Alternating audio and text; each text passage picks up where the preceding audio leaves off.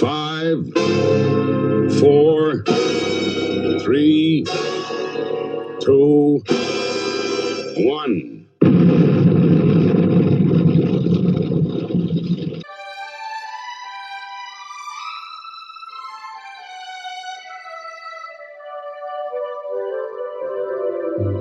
You're old,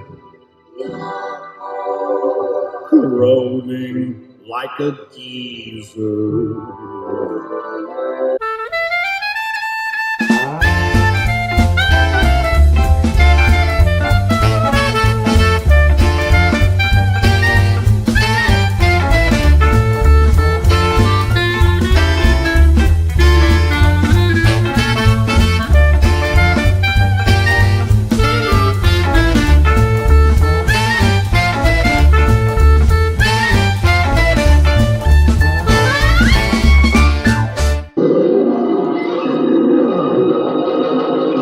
I'm Dr. Stephen Strange. I need you to come with me.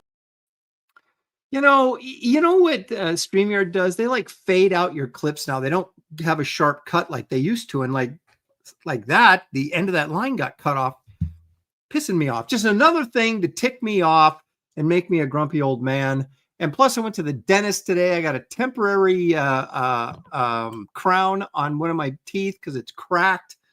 This is just like old people problems. Let's try and like lower the median age on this show and bring in our youngest member, I think, is David Williams. Hello, David. Oh, I'm sorry. I thought we were still backstage. Oh, sorry.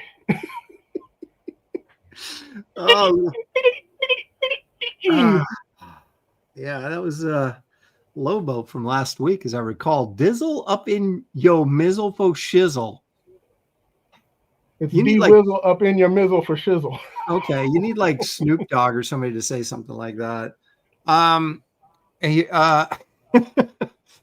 guess the average age is going to go back up when I bring this guy back on, but it's Gary Martin. Everybody welcome him, please. Aaron, a little advice. Next time you cross the border into Canada and they ask you if you have any firearms, don't make my mistake and say, "What do you need?"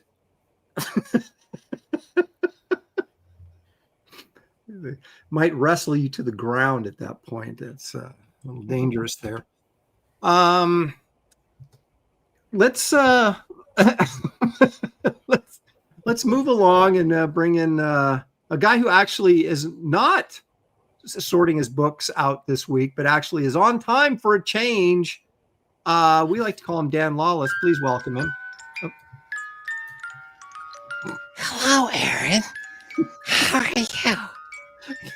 The horror. The horror. Are you drawing comics today? I'll just watch. This is what Dan does in his spare time. I know. Without an audience.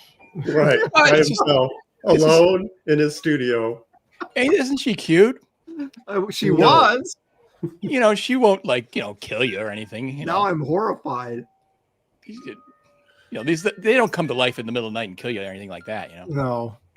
See, if you had a big old butcher knife in her hand, then I would have really been. And well, not yet. She's. Gosh. All right. Well, we got the big things and good things going on in this show, so we're going to get right to it. But not before I take a moment and welcome the people in the chat. And let's hope that nobody gets unruly today and Gary has to give him the boot. You know, Gary is, he rules this place with an iron fist. He is the warden. So mind your P's and Q's, as they used to say back in the day. Stealth X5 is here. Quorum, Glitch, JS, Creative Faye. She says, hi, Aaron and Graybeard'S. This will be a magical show. Boy, we're not even like a minute into the show before I have to start taking bad jokes. Wow, that's a new record. I don't think it was necessarily funny. It was a good twist. It's going to be a magical show. She's being very positive. Dear Lord, Dan, what am I going to do? I'm trying to be nice. Be nice to the chat. hit Dan with the shillelagh. Especially April. I mean, If especially Dan Graybeard'S. was the moderator and read the chat, it would be a completely different show. Exactly. That would be the show. Wait, what are you saying? Yeah, well, I just had to read between the lines there. Gemini Dragon is here. Gollum Wolf. Can't wait to see what they pull out of their hats. Inconsequential artists. Yeah, that's what you're going to pull it out of. Mm-hmm. He says, greetings, Aaron, Graybeard'S in chat. How about a magic trick? They're going to make those pencils disappear. We shall see how much lead is left on paper. John, without an H, is here. Pantheon, Sean Willits, Glitch. Okay, now I don't understand this. So why is Aaron gatekeeping Daryl Banks from Graybeard'S? Sort it out, Aaron. I don't. It's because he's Does anybody black. have any insight to this? I think just because he has not been on the show, Glitch is assuming that it's your fault. Yeah, I guess. Which, you know, I mean, that's a high percentage. Okay, I'll go Wait, with that. he's black, this Daryl guy? We blacklisted a black guy? Is that what you're Is saying? he black? Yeah. Oh, well, we already got a black guy. Dan, you're so racist. Yeah. We already got a black guy. We don't need him. Good one, Dan. Wow. We met the quota. One black guy. Come on, two is too many. Oh my gosh. Okay. Let's see. Did I say Sean Willits? Randy Howe, all the way from Canada, is here. There's Gollum Wolf, Biblia Bob, Matthew Muma, Lone Star, Viper, JP Roca, Marcus Killer Group, purveyor of all things pop culture knowledge. Rand Arrington joining us. Rand. Yeah. How about old Rand? I assume Rand got all his artwork by now. Yes, I believe so. Critical Thinking says late and gay. Wow. Which one? Yeah. He means happily late. You got to break this down. We don't know who's gay and who's late. Well, hold on a second. He's making this claim before the show started. So how does he know who's gays? Haven't even started yet. Well, maybe he's judging from past performance. I have no idea. Oh my gosh. Dennis Rodriguez Grade is us here. on a curve of gayness. Who's the most gay and least gay? Oh my gosh, you guys! Dan, don't encourage him. I think I might be possessed by this evil doll. So sorry. Critical Thinking says, "Well done on winning best art on CG Kings. It was hands down the best pick. Thank you for that. Appreciate it. That was Sweet, a great man. piece. Thank you, guys. Although Anthony did a heck of a piece too. Both those guys were really. It was firmly in second place. Yeah, I think my piece was the best. Yeah, I was going to say, I love what David did. He's like, I'm not I got going nothing, man. I'm out. I got nothing. I'm out of here. I didn't know there was an option. Yeah. Maybe I'll try on this show. Bye. I almost followed him because I was like, I don't know what I'm going to do. And I said, okay, I'm just going to draw Pitt. And well, it worked out. Eric Wart is here, Snozhead. Rich Ware. He says, Dr. Fate, Shazam. Oh, I forgot about Shazam. Oh my gosh, Creative Faith said Dan is off the gayometer. What the heck? Here, I was being nice to her. I thought, what did I do to earn that? Oh my gosh. It's not fair at all. Jamal Nadur Schnelly says, kick Dan. Oh my God. Wow. I am not winning over anybody today. The chat is not with me. Yeah, so now Dan is known. John Beatty's not here, so that's why you're getting all that smoke. Yeah, I was going to say Dan is now known as the nice racist. Yeah. Dan's the nice racist. Hey, if you're going to have a racist. Blue Boy Comics returns. Best Age Comics. I'm sorry, guys. Half my mouth is still numb and this lip ain't working over here. Who is calling me? Why is my son calling me? Doesn't he know better? Okay, let's see here. Let's just. Nicholas Gear is joining us. Ed Murray, not to be confused with Eddie Murray. At least I don't think. Darren Wagner joining us. Merilith 2005.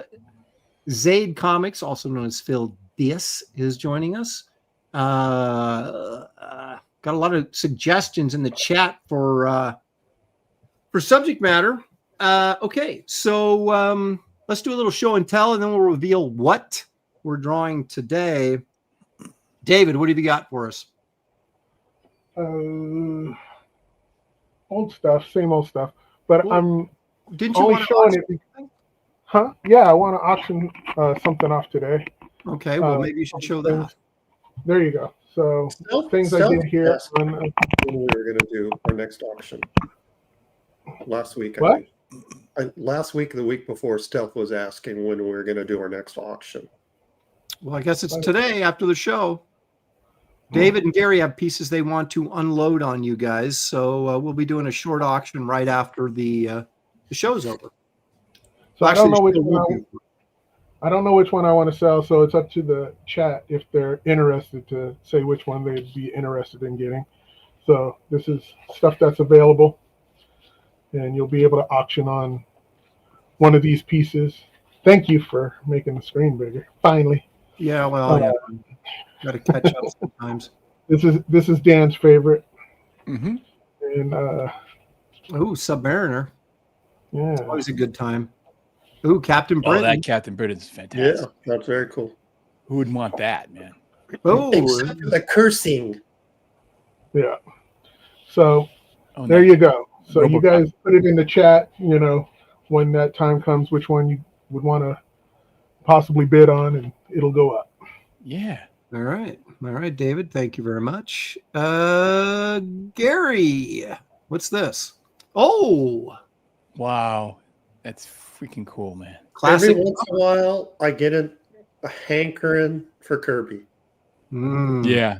And I I just love it. finished- You're just perfect for it. Finished this morning, and this is the piece that I will be putting up for auction. Oh, Oh, baby. What size is this? 11 by 17? It's 11 by 17, Holy smokes. Are you kidding and me? it's as you aficionados know, this is the cover for FF number 86.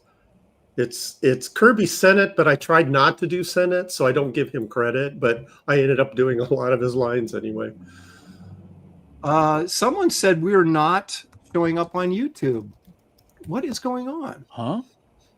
What? How come How is that everybody's here then? impossible? Yeah. I'm looking at it on YouTube right now.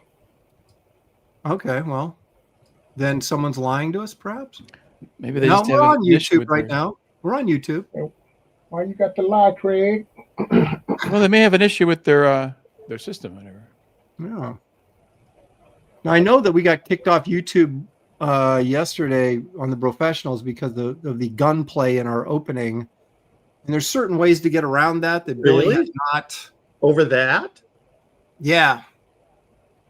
It's happened twice, but there's if you click a certain button in your personal settings or your backstage settings or whatever on YouTube, it protects you from that. But I don't remember what it is because it's been so long ago since I did it. But anyway, so no, we're on YouTube right now. Okay. Anyway, so this is what I'm going to be putting up for auction. I was thinking about doing this piece, but it sold pretty quickly. Spider-Man always sells. It's like It's chocolate not ice available. cream. Wait, you're not auctioning this one? I am not auctioning this one. Somebody already bought it. Some Frenchman who's going on vacation and told me not to ship it to them. So maybe I should sell it twice. I would. What's the guy in France sweeten going the to deal. do? Come over and Sell it twice. So then all my this is all brush, except for this special effect I did for the eyes. What's Can't going really on see there? it. Damn, that's Most of it's crazy. how do you do that? What kind of? It's straight lines with whiteout. Yep.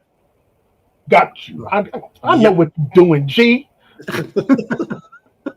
Oh, I see. Straight lines, white out. Okay, that makes sense because Yeah, so I was thinking Going, if going I would have super had focused on that again.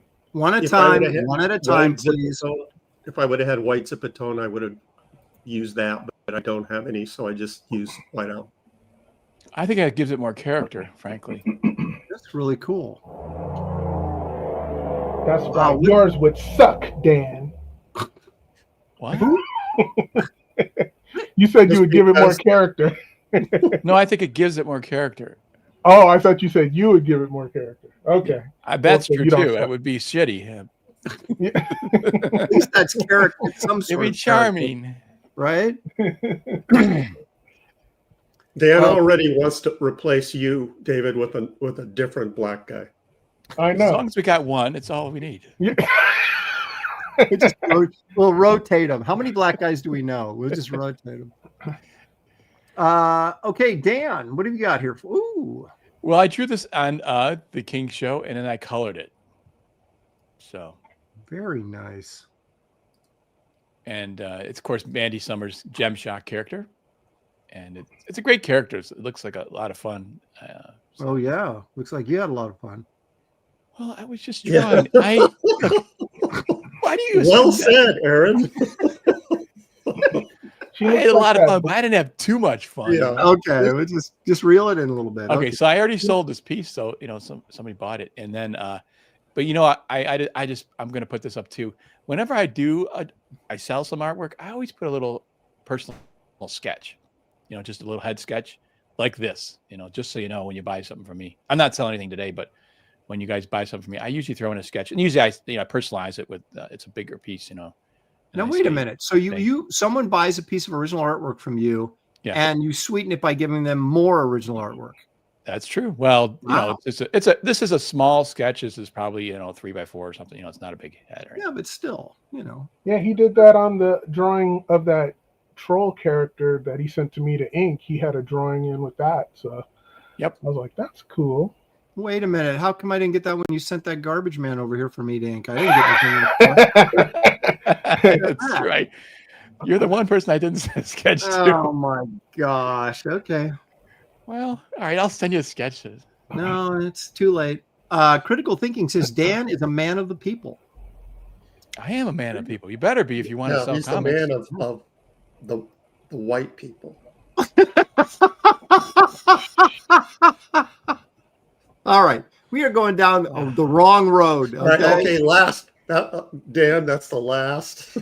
Oh, he's telling Dan. Yeah, wait a minute. Dan, well, Dan, that was my last joke of that motif. I promise. Okay. All right. Yeah, thank you. I don't want that to be a running gag. Yeah, here we go. As far as I know, Dan is not a racist. Okay, good. As far as I know, I'm not a racist too. Corey Landis says Dan is the secret sauce. Ooh, what's that mean? Oh, I don't know what that means either. I'm not sure I want to know. No, I think it sounds good. I don't know. I'll accept it. Okay. Well, I think that's very generous of you to actually do that. Yeah. A lot of times I'll take money for original artwork and I won't even send them the piece they paid for. And you're sending them too. So, well, I am really, as we all are, very grateful for the support we get from these guys. That's absolutely true. They bought a lot of art. Stealth is in the chat. He's bought a lot of art from me, and I'm sure you guys too. I mean, wait a minute. How many pieces has he purchased from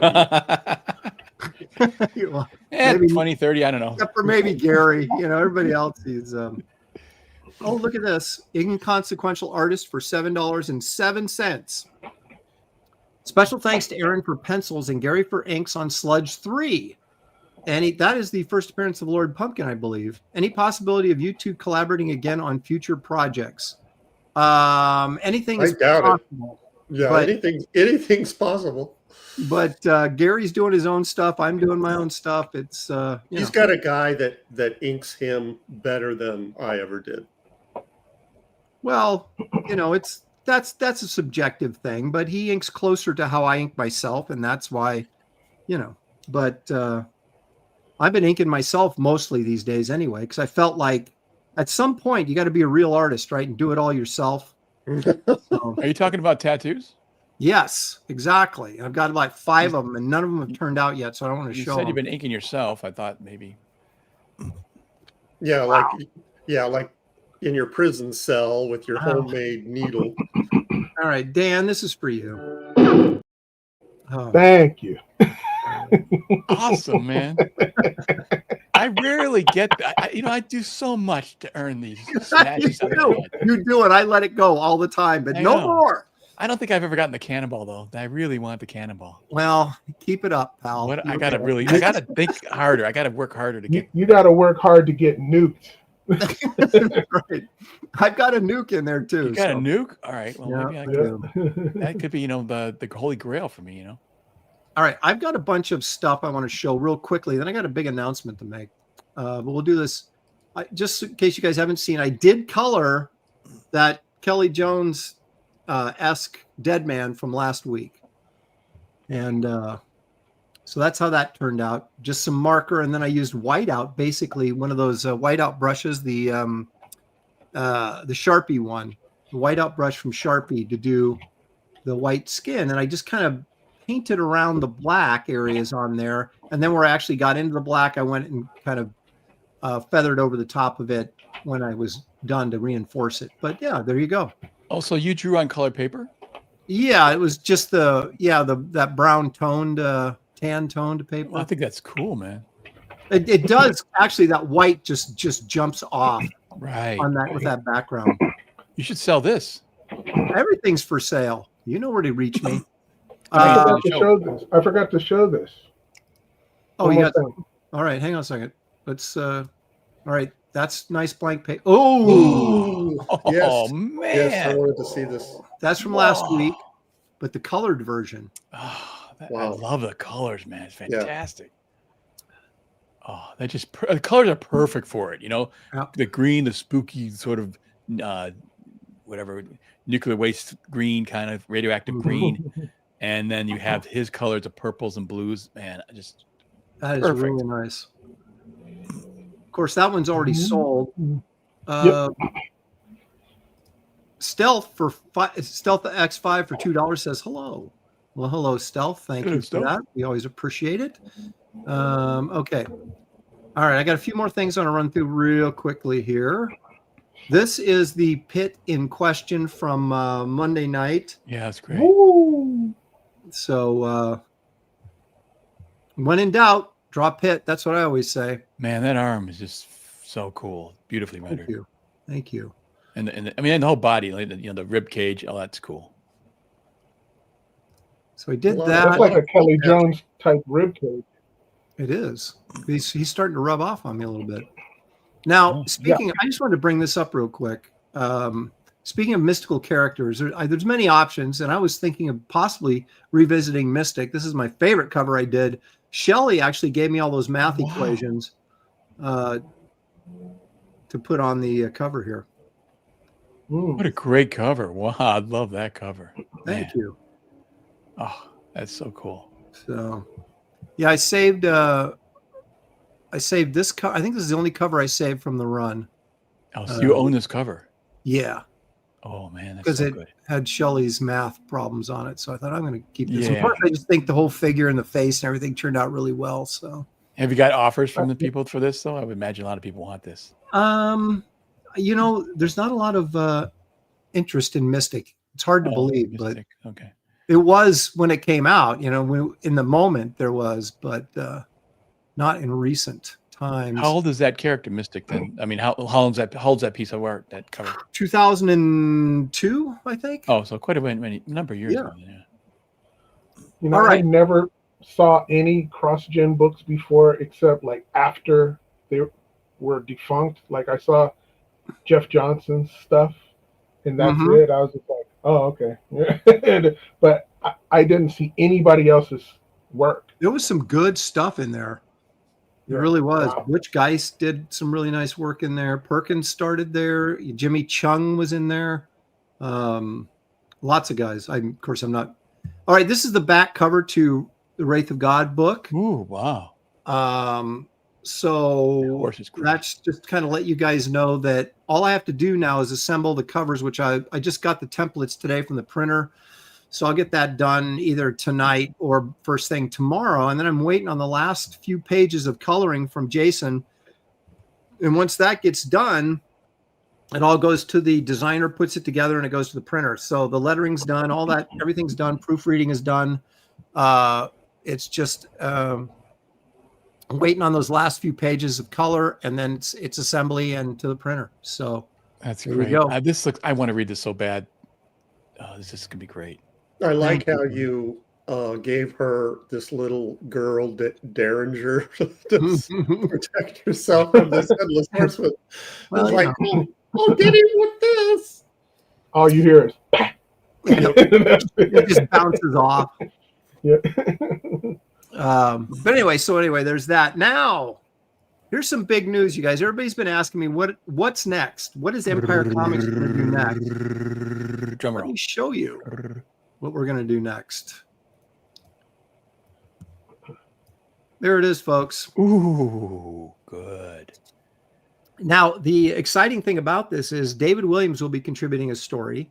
Dan Lawless will be contributing a story. Gary Martin will be contributing a pinup once he figures out what he wants to do. So all the Graybeards will be involved in this. This is going to be a black and white magazine, but don't be afraid of black and white. We're going to be doing, I think all of us are going to be doing gray tones, ink wash type stuff to really make this thing look good. And it's going to sing. It's going to be very reminiscent of Savage Tales magazine that Marvel put out for years and years. And so we're really excited about it. I don't have a launch page up yet because I want to get Wraith of God out of the way before I officially launch this. But this is what we're doing. And we do have a really, really big name guest artist doing a cover for us. We're all doing painted covers, by the way, so it's going to fit right with that sort of Savage Tales motif. And that's all I got to say about that for right now, but keep your eyes peeled. This will be a 64-page magazine, so and it'll be magazine size, 8.5 by 11, just like, Savage Tales or whatever. So yeah, we are excited to work on this, and I know what everybody's doing, and we're going to be challenging each other we're going to try and outdo each other artwork wise. So this is going to be really, really cool. Did you do this logo? I did. This is, Gary, the old-fashioned way. I did it by hand on paper. Yeah, it's very cool. Nice. Thank you. Yeah. Hey, Stealth X5, he said a really big name. Huh? Wait a minute, who's? Who did Stealth guess? Oh, Malin. Man, somebody outside of CG. We'll just put it that way, and we'll leave the rest to your imagination for now. Critical thinking said PTP.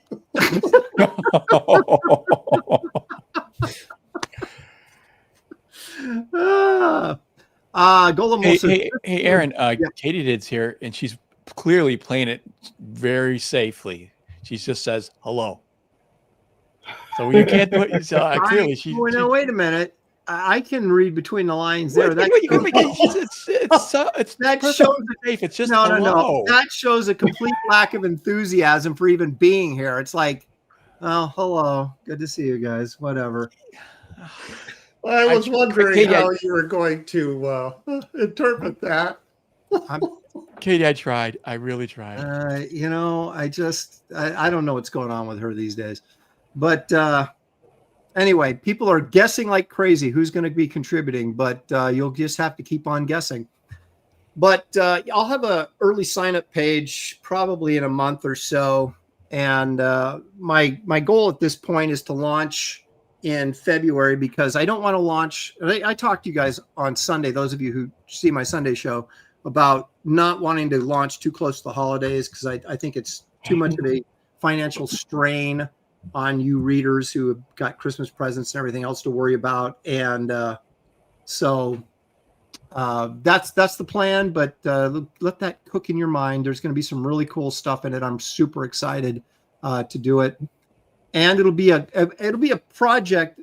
One of the reasons I'm doing this next is because it requires less work from me. And by spreading it out between, 3 stories and some pinups, we should theoretically be able to get it out faster, which will then allow me to get to a bigger project afterwards. So that's all the theory, how it works. So Well, Glitch, Glitch, you ain't Glitch, right. hey, Aaron, Glitch guessed Cecil, so he got it. You know, Oh, jeez. All right. Look at that mint julep. blew the whole thing. Is it Bob Ross? I love it. Now everybody's going to be guessing like Bob crazy Ross, for the he'd next be couple pretty months. good. Can we That's get good Bob? stuff. Is he still That's around? really- Huh? Is Bob still around? We can get him. No, I think- Bob, no.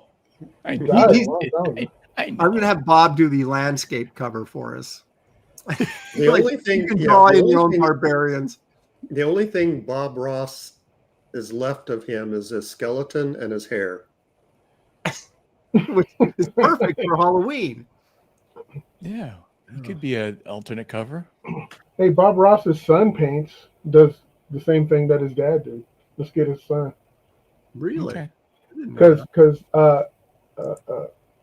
Aaron likes second-rate artists that follow their dad. That's why I have you on the show, David. Because I feel Hey, I'm not following my dad in this venture. So you like all those second-rate, artists that follow their dads. what are you talking about? And You know what I'm talking about. We were talking about it yesterday. Oh, you are so wrong on that. It's ridiculous. You are so wrong. All There's right. only a few out there, so it's pretty mean. And Yeah, I'm gonna mention his name because I would like to have him on the show, but now you've just insulted a guy who's very talented. Yeah. David I just didn't say he wasn't talented. He's just not as good as his dad. I don't agree with that. All right. Have there been any comic book artists that their offspring have exceeded their talent? I can't think of any. Well, according to David, there hasn't been. Well, I agree with David. Well, I can name. I didn't want to name the guy because David just insulted him, so I'm not going to name him. first off, they probably don't have much prodigy usually. That's true. It We're not rarely really- happens. You're right. We're not really that prolific, with the ladies. Gollum Wolf, Okay. absolutely not. Did I'm not. not this is not comics, but Not did J.R. NC Jr., no. did Andrew Wyeth exceed NC Wyeth? I don't think so. He I was don't really either, good but though. He came close. Yeah. Wait, But his Andrew dad Wyeth, came the first. watercolor guy? Andrew Wyeth, the guy who did those beautiful watercolors? He was very, very realistic. Yeah, those Andrew, beautiful NC watercolors. was more impressionistic.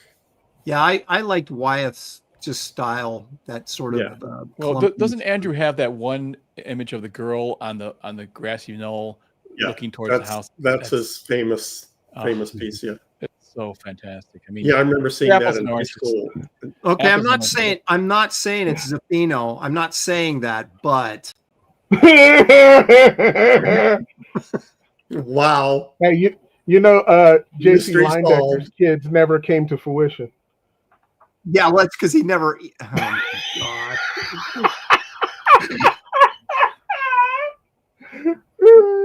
Oh my he's All right. mean, man. This show has David's just gone being off mean. the rails. Okay, so gentlemen, we have to draw mystical superheroes thanks to Dan Lawless. Yeah, we've got an option to get to. So, But there's a lot drawing. more than I think even Dan thought. I don't think there's very many. Yeah, Straight Gary's like, we guys hurry up and draw so I can sell my Kirby piece. David, what are you thinking today? I have no idea. I want the chat to give me some suggestions. Oh, okay. They have been. I haven't been reading them. So, Okay. oh, Magic's good. Yeah, Magic's really good. Is it magic or magic? It depends Magic, if you're man. French or not. We're I was American. going to say that's Magique is the French version. There's Magic from France, That's the snobby. Dr. Magique. Fate, Swamp Thing, Phantom Stranger, Thor technically would work. He said Batmite twice. Darren Wagner for $2 says Shaman from Alpha Flight is my favorite mystical hero. Mr. Midnight, is he a supernatural character? Hey, suggest things that would sell. You're talking about my Mr. Midnight? No, Creative Fade just suggested Mr. Midnight. Yeah, that's my character. Oh, there's not another Mr. Midnight out there? There better not be. Nicholas, that's a good idea. The demon. Yeah, Etrigan. That could be cool. Yeah. Yeah. Yeah, the demon. What about Mephisto? I don't know if I want to go up against John Buscema though on that. I Go for it. personally would think Blue Devil would be cool. That's what I'm doing. It's because you inked Blue Devil. Yeah. I like the Blue Devil. I mean, well, I didn't have many comics of it, but there was a few issues I got, and I thought that was a fun character. So Dormammu. Ghost Rider. That's a good one. Dormammu's good. Ghost Rider. That could be cool. yeah. Oh, that's a pain in the butt. Ooh. Yeah, motorcycle or horse, either one of them. And yeah, He's motorcycle on and chains chains. too. Yeah. In 2 hours, it's a little hard. But Well, Darren Wagner's getting technical, saying, "Well, Mephisto isn't a superhero." Okay, that's true, but Nightcrawler is Nightcrawler mystical? Nightcrawler? Do you no? Because Nightcrawler's like that's a mutant thing, right? Yeah. yeah. How about I know Hot what Stuff? I'm doing. All right, so I'm going to do a since none of you guys can decide, I'm going to do a Batmite versus Mr. Mitzel-Pitlick. That's what I'm doing. Is Hot Stuff mystical? Lame. Well, Maybe. I'm not a superhero though. Oh, did I say superhero? Okay. Yeah, you said superhero. Yeah, it's your category, Dan. Oh, Moon Knight. That's a good one too. Wait a minute. Is Batmite and Mr. Mitzel-Pitlick, are they superheroes? Is Batmite a superhero? I don't know. Yeah. Batmite's not mystical. He's on the good side. Batmite is mystical. I thought he was just a little shit.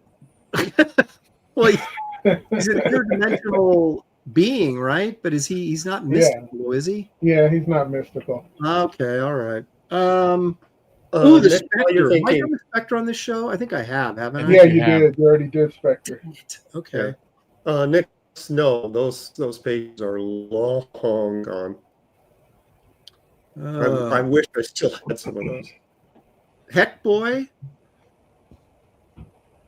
That's always everybody always likes Heck Boy, don't they? Yeah, but you must have drawn him. No, I haven't. Really? I'd like to see your version. That'd be cool, man.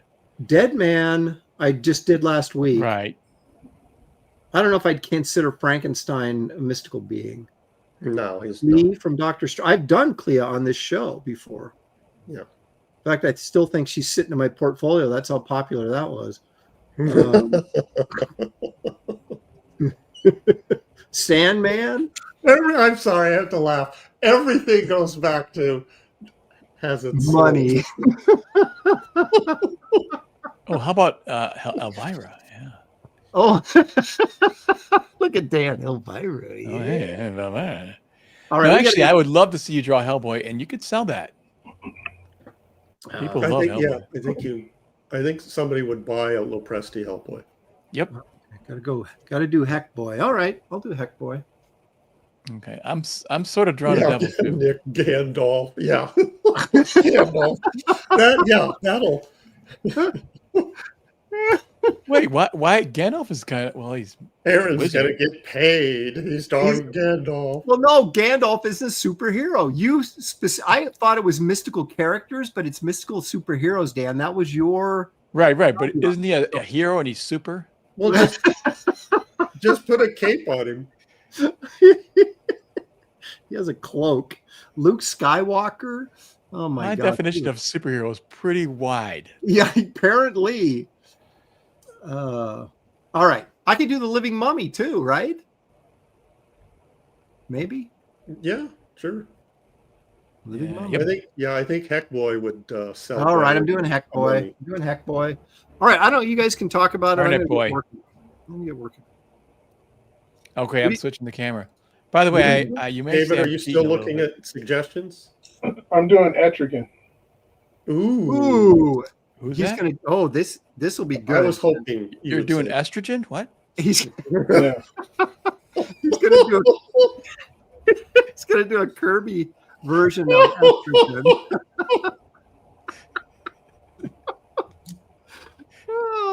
A love when I get Gary. Brother Voodoo. David has been roaming the streets trying to score estrogen. He finally found something. Okay. See if you can make that a little more David, you got to masculine. get that estrogen monkey off your back. Good one, Dan. Dan, have you decided what you're doing yet? Yeah, Blue Devil. I already said that. Oh, you're gonna appease Gary, huh? And do No, I'm looking forward to it. okay. Yeah. Well, I'm actually breaking protocol. I've started it a little bit because I want to color it. Ooh, Hopefully, I can yeah. get the Oh, color. you're a cheater. I know. What you gotta do? Wait a minute, you already started it? Is that what you said? Because I want to get the color in it. So, Oh my gosh. and I know I would never get the color in it if I didn't start a little bit early. It's I'm not gonna color I don't mine have and that I much. ain't cheating. What? I said I'm gonna color mine and I'm not cheating. All right. Well, I gotta cheat if I'm gonna get it done. So. At least he admits it. Yeah. Right up front. It's Halloween. I'm being Devil Dan today. Yeah. Okay, switching cameras. Yeah. All right. Dan's trying to be extra nice to make up for his comments about David earlier. I think so. What the heck? Exactly what he's doing. You promised. Oh, why are you assuming that I'm assuming you keep referring your to word. your racist comment? Oh, darn it. All right. I was, but why were you assuming? Okay, switching it up. Okay, hold on a second.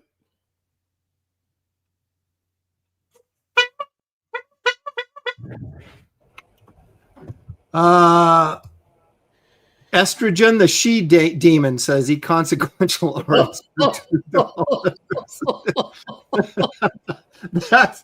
That's the first decent joke he's had on this show. And he only gave us $2 for it. Well, I guess that makes sense. He gives us a lot of money for the bad jokes, but then he, pulls back a little bit for the good ones. Oh my goodness! Excellent sequential. Oh, all right. I see he's the monster is behaving himself. I've noticed that. So, Thank you for we that. appreciate it. We appreciate it. How soon does Till Frankenstein comes out? Does anybody know? Soon. Well, it's this month sometime, right? There's it shows in the theaters first. Yeah, like in a couple of weeks? All right. I'm really looking forward to that, even though I've read mixed reviews on it, let's just say. But Honestly, when I saw it, I overhyped it in my mind, thinking it was going to be something that it's clearly not. And I was just like, oh man. Well, it appears that it's, from what I understand, it's based on the original novel, and so it's going to be inaccurate to the original material. And I was hoping for a Wrightson That's what I'm saying. monster, but it appears that is not the case. That's what I was saying. That's what I was hoping But there for. are still Wrightson-ish. Oh images. yeah. I mean, Yeah. Dr. Frankenstein, the curly hair and all that, it looks exactly like Wrightson's Dr. Frankenstein. And the look of the movie looks very Wrightson-y, but for some reason they apparently did not go that route with the monster. Which now I am hopeful, because if you remember, there was a TV movie called Frankenstein: The True Story, where Michael Sarrazin was the monster, and when he created him, he was very, he's handsome, human-like, but as he decayed as he progressed, so I'm wondering if maybe that we might see that by the end of the movie. Maybe the monster decays throughout the film. That's pure speculation. I have no idea, but I mean, that might be something. You never know.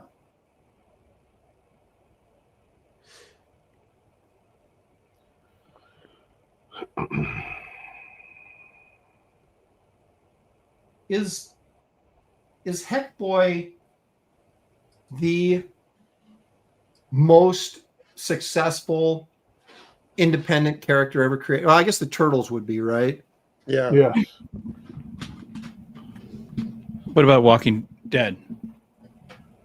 Well, that's not really a character, though. You know, it's more of a story. I mean, there's characters in it, obviously, but I mean, I don't know if you'd call. I guess he's a superhero, but There's been a lot of Hellboy extracurricular stuff, films, and yeah. So when it's just more than one, it becomes a franchise. yeah, I mean, other than Teenage Mutant Ninja Turtles, I would have to say Hellboy has got to be the biggest indie character of all time. It's got to be, right? Yep. Possibly. Rich Ware says The Crow. I don't No. think Hellboy's had what, 3 movies, right? Well, Hellboy had a lot of TV shows and a lot of Yeah. attempted movies. Yeah. What, it had 3 movies and a lot of failed movies. He's a monster. Keeps hinting about a girl art teacher. Look, tell us more. But keep it clean.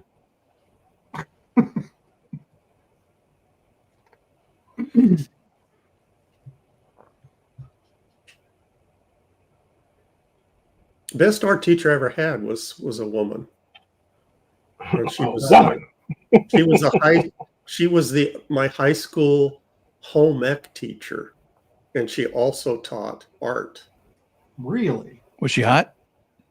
No, Was Tina in this she was class? she was like a mom type, Was Tina in this class by any chance? I didn't have any classes with Tina in high school. Okay. Only elementary and junior high. All right. I'm just trying to get to the bottom of it. Actually, I had a really good art teacher in high school too, and not hot either. And you what? And she was not hot at all. But she was really skilled. Now they're saying she was a MILF. No, she was. That's not. She was what actually I was saying. she was a really knowledgeable art teacher, and she helped me quite a bit.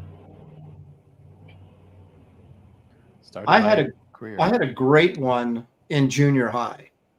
Mr. Kimball, who was he was Ward Kimball's nephew, I think, the Disney art animator.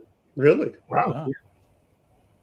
And he just totally encouraged me to draw what I wanted to draw, and then he would work, how I would improve. Because instead of saying, "Oh no, you need to draw landscapes," or I would draw a graveyard or whatever with all the gnarly trees, and he would take that. Hold on a second. So the assignment was a landscape, and you would draw a graveyard. Well, no, because I didn't have the same assignments everybody else in the class did. I got special treatment. Yeah, okay. And so he allowed me to kind of do what I wanted to do, and then he would critique me based on the subject matter I was doing, rather than, here, do this still life. And although I know I understand the value in that, but when you're junior, he'd ask for a still life, and you draw a skull and a bowl. Yes, that's exactly what I did. And then he'd recommend some time with the school counselor. Listen to this. I had in junior high. Okay, this would have been late 70s, right? Mid to late 70s, and I had my own art show on open house, and it was the bizarre comic art of Aaron Lopresti.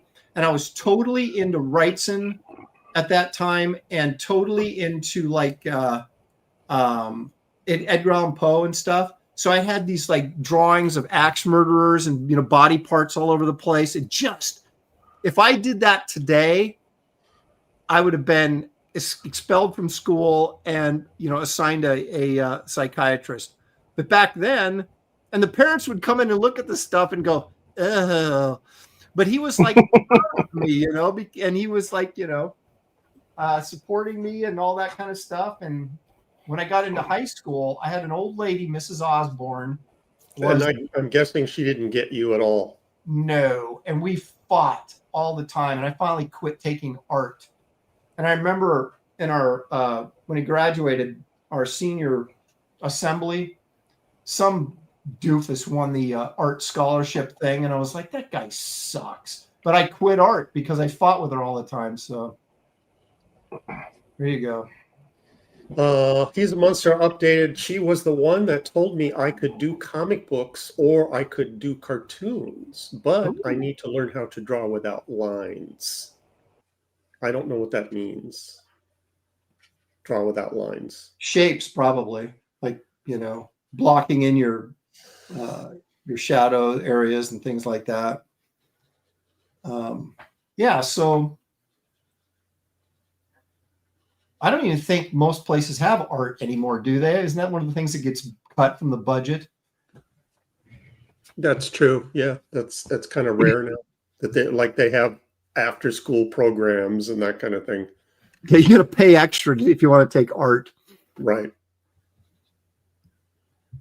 But back in the day when you could have wood shop and art and metal shop and automotive, when they actually taught you stuff in school. Yeah, good old days. The good old days. Yeah. Oh, he's saying you capture motion, which leads to emotion. See, that's too highbrow for me. Yeah, that is kind of sounds like actual artwork. That sounds like that sounds like work.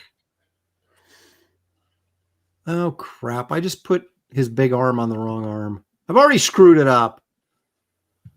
Oh, that's okay, Aaron. You've got a reverse camera, so just flip it around. Yeah. No one will know it. Got it. This is a good drawing too. Son of a. This is the one. You have a light box? Oh, I see what you're saying. Just flip it. I wonder if it would show up in the. Yeah, that blue pencil might be too light. Maybe I can pull this off. That's what she said. If I can do a Barrick logo in a matter of hours, that's not going to work. Dang it. If I just draw this backwards, how much crap am I going to get? Probably a ton. A lot.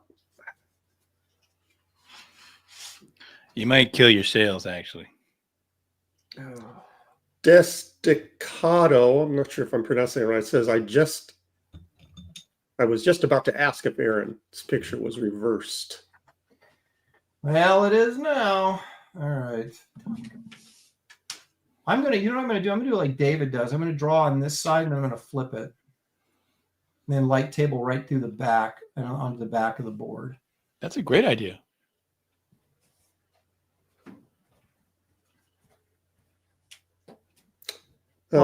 Aaron, they are piling on you for making this small mistake.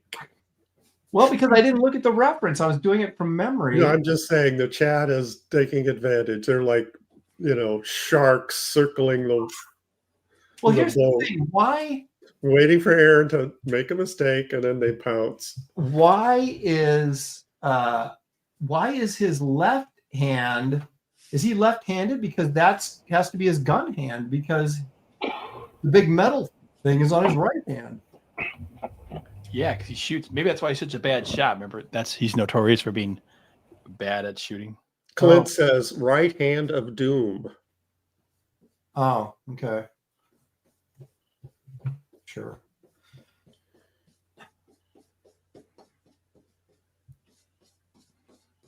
So no, I think that's a good idea. Just darken it a little bit. Yep. And then flip it. Flip it. And who will be the wiser? No one will know, Gary. Nobody watches this show. Flip it. Flip the switch. Flip it. with if you sold online and you had to sign your name backwards. Then they get it in the mail like, what the hell? Well, that's with you, man. Every time you like do a piece, we always see it backwards, and then it shows up in the mail, and the people are like, "Wait a minute, she was facing." It doesn't matter because the one hand's not. I'm drawing it right. That's right. At least they're not screwing up like me. Oh, give me a chance. I'm going to give you plenty of chances here to just give it some time and mess it up, boy. All right. That'll work. Okay. Here we go. So you guys, Wraith of God 3 is closing this week. It is. Finally going to pull the plug. You guys, you don't want to miss it. It's going to be exciting. Headless Horseman is the villain in this particular. And I've actually upped the ante. Not only is he the Headless Horseman, he's also the Pantsless Horseman. What? Excuse me?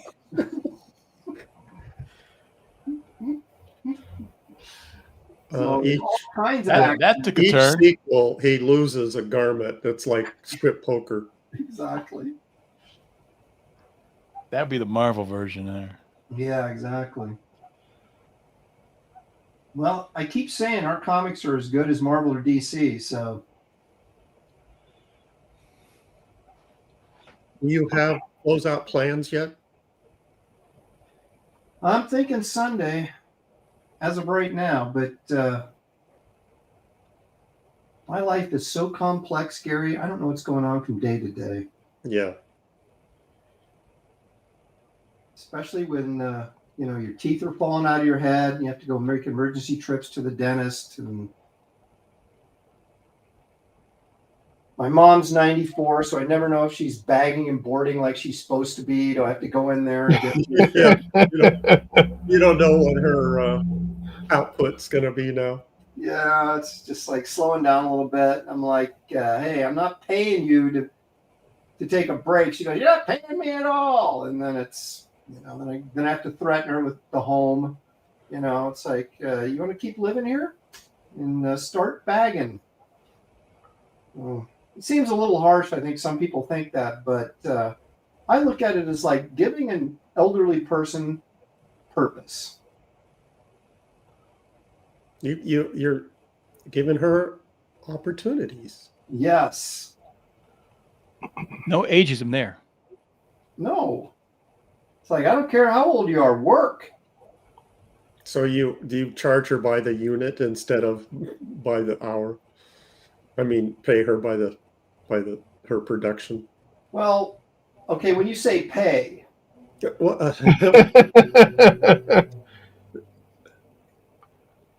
You don't have to do the dishes tonight, Ma, if you bag 100 comics. I was like, did you want to eat tonight or what? I'm just curious, Mom, because applesauce ain't cheap, woman. Are you planning on eating today? Because if you are, I'd like to see a few more. News for you. I'd like to see a few more books getting bagged. Dangle that pudding cup in front of her. Exactly, man. That's what it's all about. All right, I heard you, Gary. I'll be there in a second. I'm light tabling. Okay. I just successfully flipped it. No one will be the wiser. Good. Okay. It's very unnatural for me to draw with my characters looking to the right. I always want to draw. I wonder if that's a thing of being right-handed, because I always have them looking to the left. And for me to do it the opposite way, it's like it's almost like drawing with your left hand. Very strange. I don't know why that is. To me, it makes more sense that they're looking to our right because we read things from left to right. Right. It's true. But whenever, like, look at the way David is drawing the demon. I would have flipped that and drawn it the other way. Would have been my first instinct. So, Stealth X5 for $2. He gives us a orange, a raspberry, a mushroom. Now, don't know. That mushroom is either going to get us high or it's going to poison us and giving us liver damage. Bacon, cheeseburger, pizza, ice cream, although it's vanilla, which is an anti-flavor, and then some sort of cool beverage drink there. Don't really know what it is. I'm on board with. I love mushrooms, but I don't like those kind of mushrooms, the hallucinogenic kinds. So that's a pretty good meal. Otherwise, though, I'm going to be eating. Do you realize? Because I have this like temporary crown on my tooth, I'm going to be eating a lot of soup for the next week. I got a feeling. So I'm like so paranoid of like biting into something and breaking it. So. He's a Monster says, if you're right-handed, to the opposite. Right? Yeah, that's exactly right. Because I don't know. It's just, I feel like you start on the left and draw to the right. So I always have everybody facing the left. I mean, not always. If you're drawing a story, obviously you're going to have people facing different directions depending on who's talking to who and whatever. But like for this stuff, I just automatically, my first inclination is to have them looking to the left or leaning towards the left or whatever. Very strange. So are you an anti-vanilla-ite? I hate vanilla. Wow. I mean, I'll eat it like if that's only thing available, but I'll complain the whole time.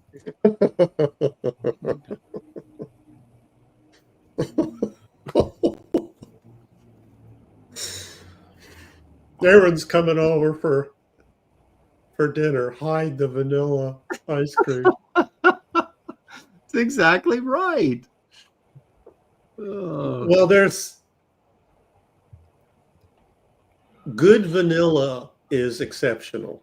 Well, yeah, like French vanilla kind of is a little bit more interesting, and Breyer's homemade vanilla is excellent. That's what we had when you were over here, right, Gary? Yeah. There's only like 3 ingredients. You can. It has flavor. I mean, it does taste like homemade, but there are so many bad vanilla ice creams out there. So many. I don't know. I want more. Even, I mean, I won't even just get, unless I have to, I won't get even regular chocolate. I want like, oh, you got some brownie mixed in there and some, triple fudge, kind of that kind of thing. So. But also, if it's a good vanilla, it's a good base for other stuff. Like if you want to add chocolate or fruit or whatever. Okay, I'll give you that. If you're going to add more than just the vanilla, then now we're talking. Okay, now we got some possibilities here, but just straight up vanilla, not a big fan.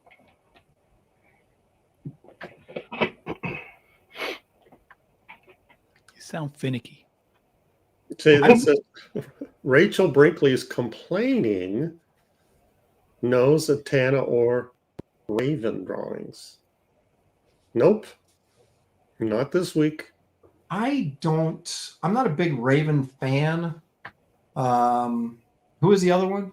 Zatanna. I have drawn Zatanna so many times throughout the years that it's like, So I was thinking of drawing her, but then I just did a hot chick on Monday, with the. Yeah, you gotta reel in all this hot chick stuff, man. People are gonna get the wrong impression of you. I don't really know what that means, but. Huh?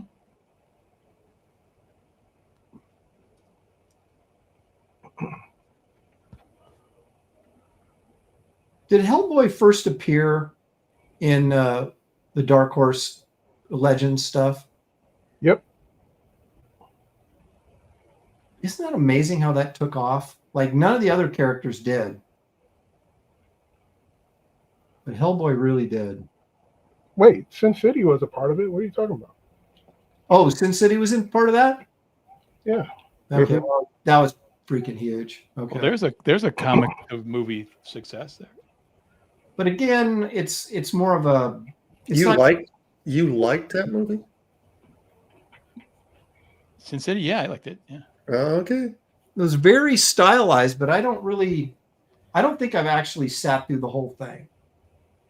Now I saw it, years back, so I don't know if I'd like it today, but Clint. Don't try to walk it back now. You better stand on business. Yeah. Well, I don't. I pool opinions. I'm a politician here. What are you saying, Gary? Clint, pretty much everything is gay. He says, loving women is gay. Well, if they're loved by other women, I suppose, but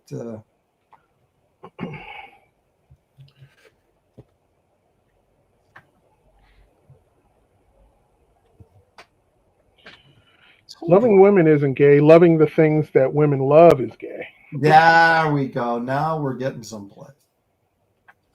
Yeah, like men. Exactly. Exactly. See? That's it right there. That's the tell. Yep. Okay. Although drawing barbarians is the problem there. There's a potential there. There is something about the well, I mean, okay. How often though has a heroic barbarian male not had a damsel in distress in the story? It's like almost never. Yeah, she's usually a scantily clad young Exactly. Well, lass. back then, nobody wore much clothes. It was apparently really hot all the time. Yeah. That's true. It was like Hogan's Heroes. You noticed? Ever watch that? It's always winter Mm-hmm. Yeah. in the camp. There's always snow on the ground Yeah. or ice on the windows. But not in the Hyborian age. And people talk about, global warming now. Back then, it must have been super hot. Well, even when Conan was up in the mountains and the knee deep in snow, he was still, just wearing a tunic. Yep. Hot blood, man. Yeah. Oh, yeah. Red Sonja, she's out in the snow in her metal bikini. Ooh, That yeah. could not have been comfortable. For her, yeah. Yeah, it's totally fine for us, but for her.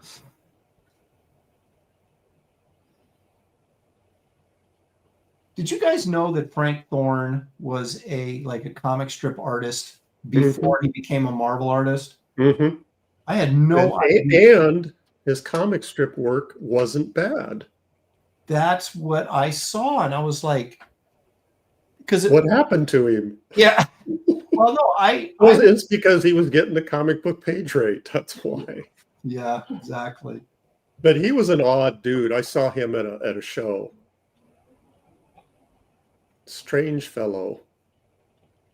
Yeah, well, the first time I saw him, he was always dressed up as a wizard, right? Yeah. And he was old. Enough said. They show up in public dressed as a wizard. But he was an old dude when he first started doing Red Sonja, and I was like, "Who's this guy?" And then you go, "Why is this guy 70?" It never dawned on me that maybe he did something else besides. It took him that long to break. Yeah, because they'd never heard of him before that. Yeah. No.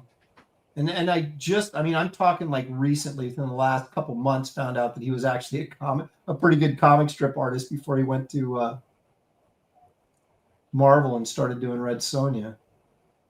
And then hanging out with, oh my gosh, what's her name? That Wendy Penny used to dress up as Red Sonja. Mm-hmm.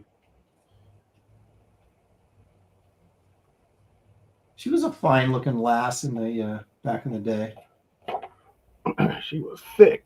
Yeah, she had an hour and a half figure. That's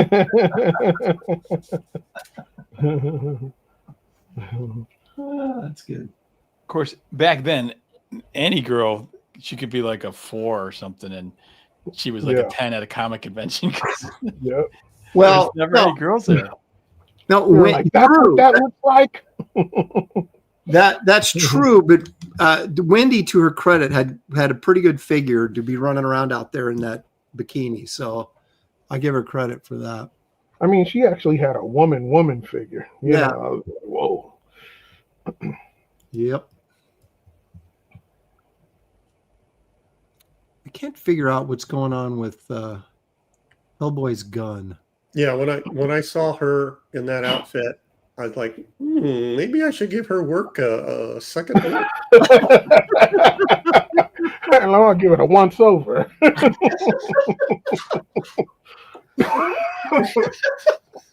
Let's see what's what here.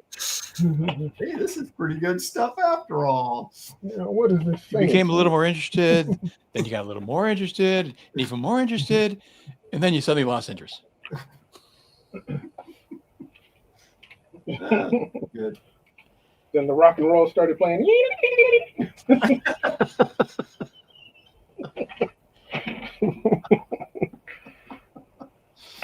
Oh my gosh. Rich Ware is correcting our. He says neither Conan or Red Sonja wore that, but they wore what they wore in the Marvel comics in the original stories. Frazetta did that. Conan wore the clothes of his country he was in. Yeah, in the original Howard books, that's true. But in the comics and in the films. Well, yeah. That's what stays with us, though, right? Is those images. Wizard Sleeves. Wizard Sleeves, my favorite named, is here. It says, hello, Beardos. Had a chance to catch you live. Cheers, chat, and wrenches. No, that's pretty much including everybody. Yeah. Do you call us Beardos? Mm-hmm. That's cool.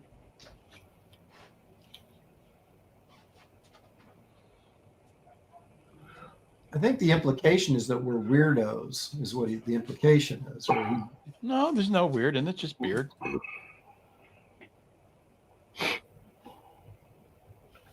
I think artists by nature are a little weird. You think? Well, Dan might be the most normal artist I've ever seen. You know, it is kind of funny when I was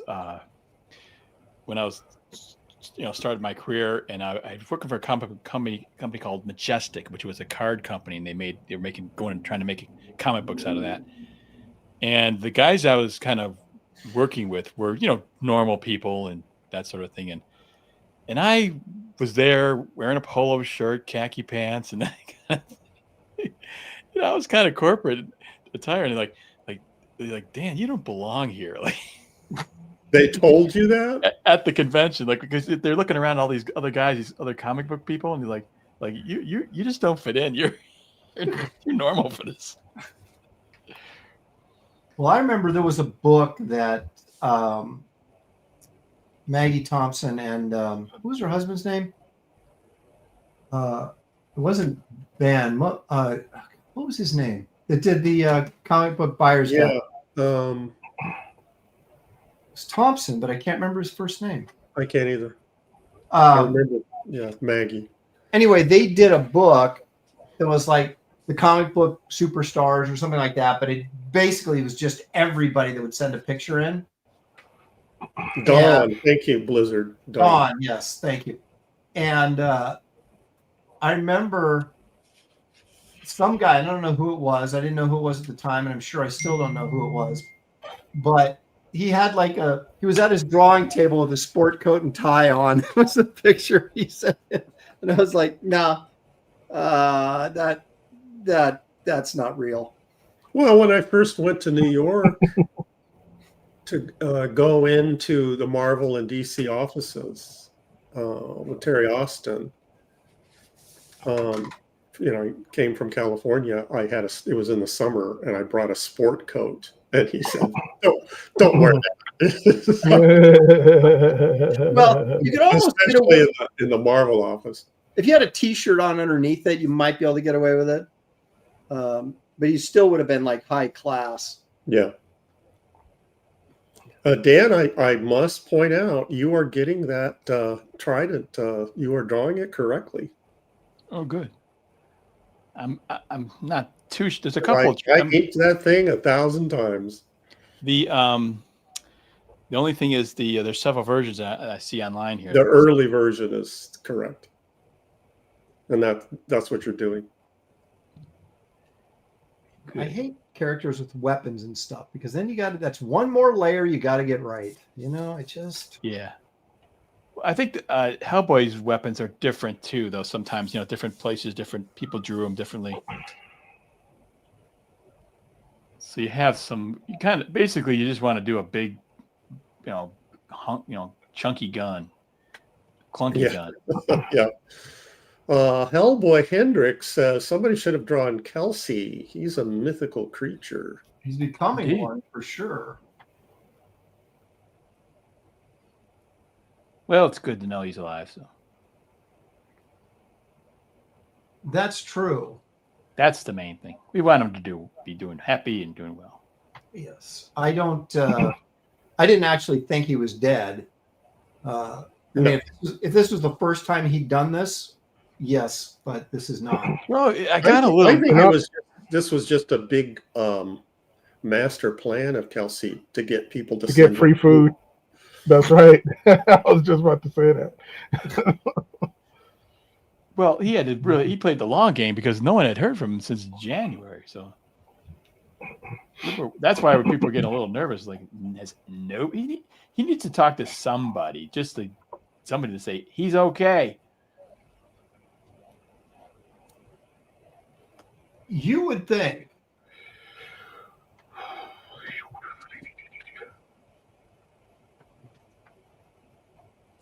Clint is saying, was Marvel Studios in New York City a bohemian den of hippies and degenerates? It is now.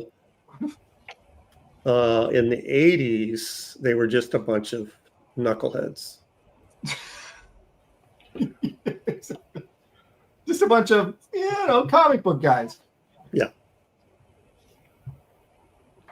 There was, though, there was sort of it was different back then because, we've made this point many times, but the people that worked there knew what they were doing, and they were, experienced comic book people, and they understood the business. They understood, or tried to understand what would sell and what didn't sell. It's not like that anymore.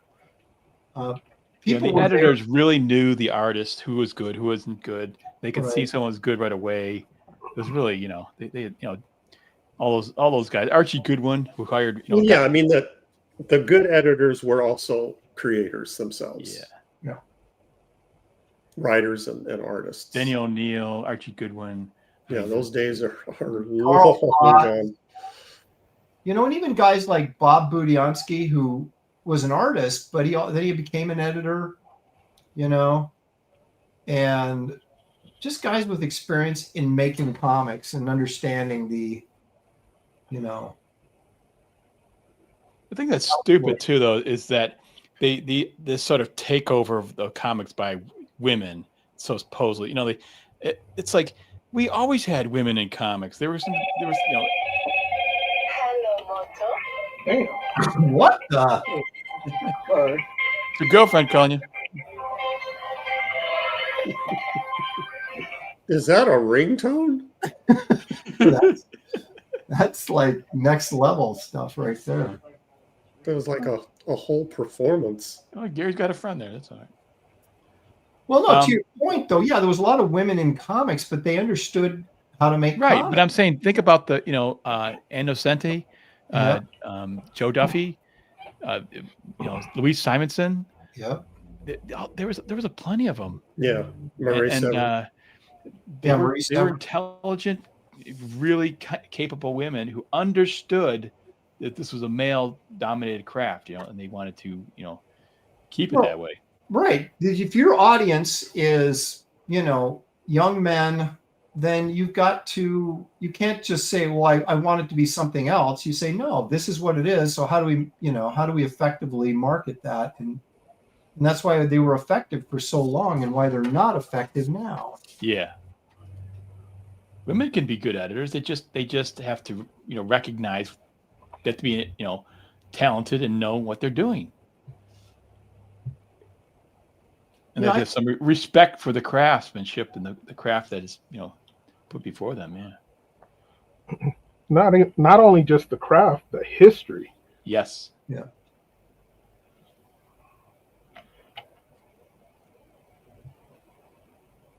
Yeah, there's too many guys, and even the guys that are in comics, they just don't have a clue of, what came before and how stuff was done. And,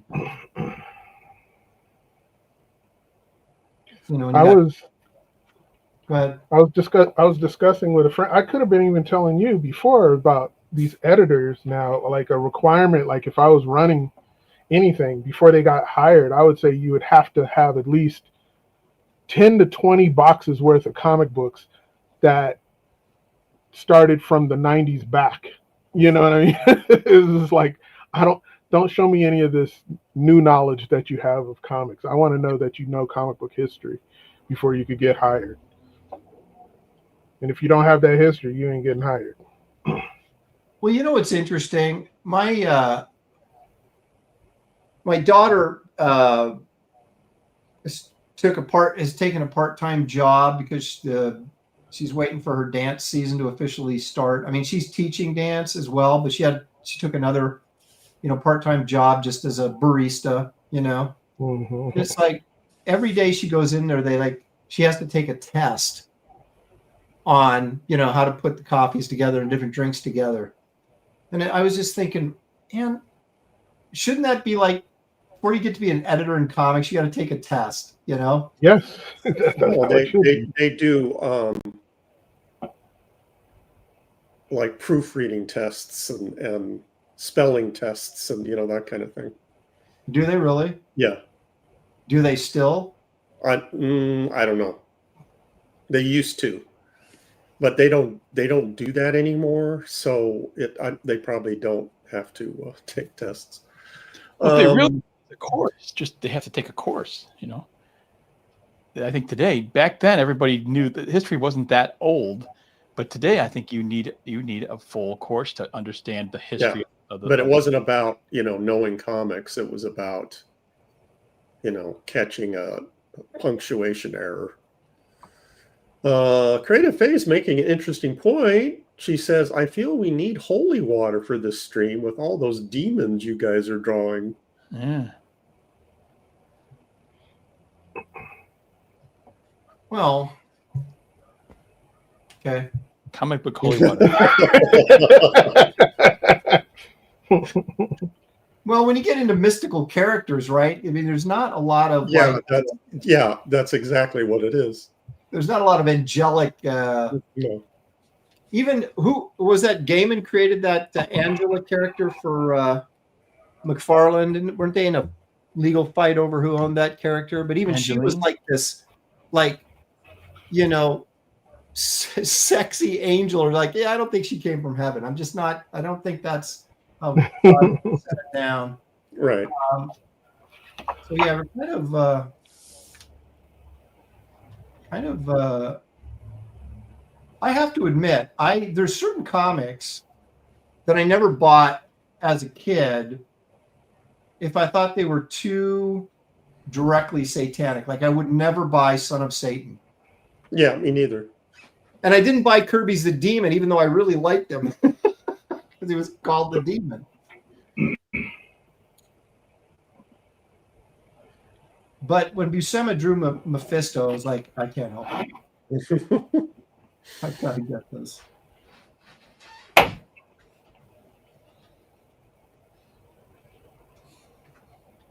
But I guess you can treat it like mythology, right? And just sort of not take it too seriously. I don't know.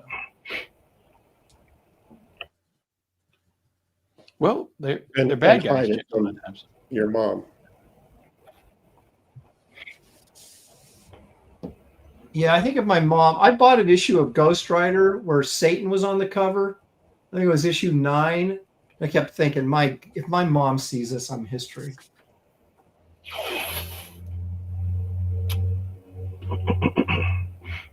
That's it. You're going to church. Well, I was already going to church, but that would have been the end of comics, I think. Although, isn't that the issue that Jesus appeared at the end? Remember that issue of Ghost Rider where Jesus appeared at the end of the comic? No, I never read Ghost Rider. I didn't either, because I felt guilty after buying that, devil cover. But Devil cover. There was an issue where this guy who looked like a hippie, but he looked like Jesus, showed up, and it's supposed to be Jesus, but Was it Jesus? Yeah, it was supposed to be. I don't know if they actually called him Jesus, but that was the implication. And it was written by who wrote that? Friedrich? Might have been. It would have had to have been, right? Because I was thinking for a second that it was Tony Isabella, who's no longer Tony. Oh, okay. Yeah. But yeah. I don't know if that was him or not. I'm sure Marcus Killigrew knows. Randy Howell, thank you for posting links. We appreciate it.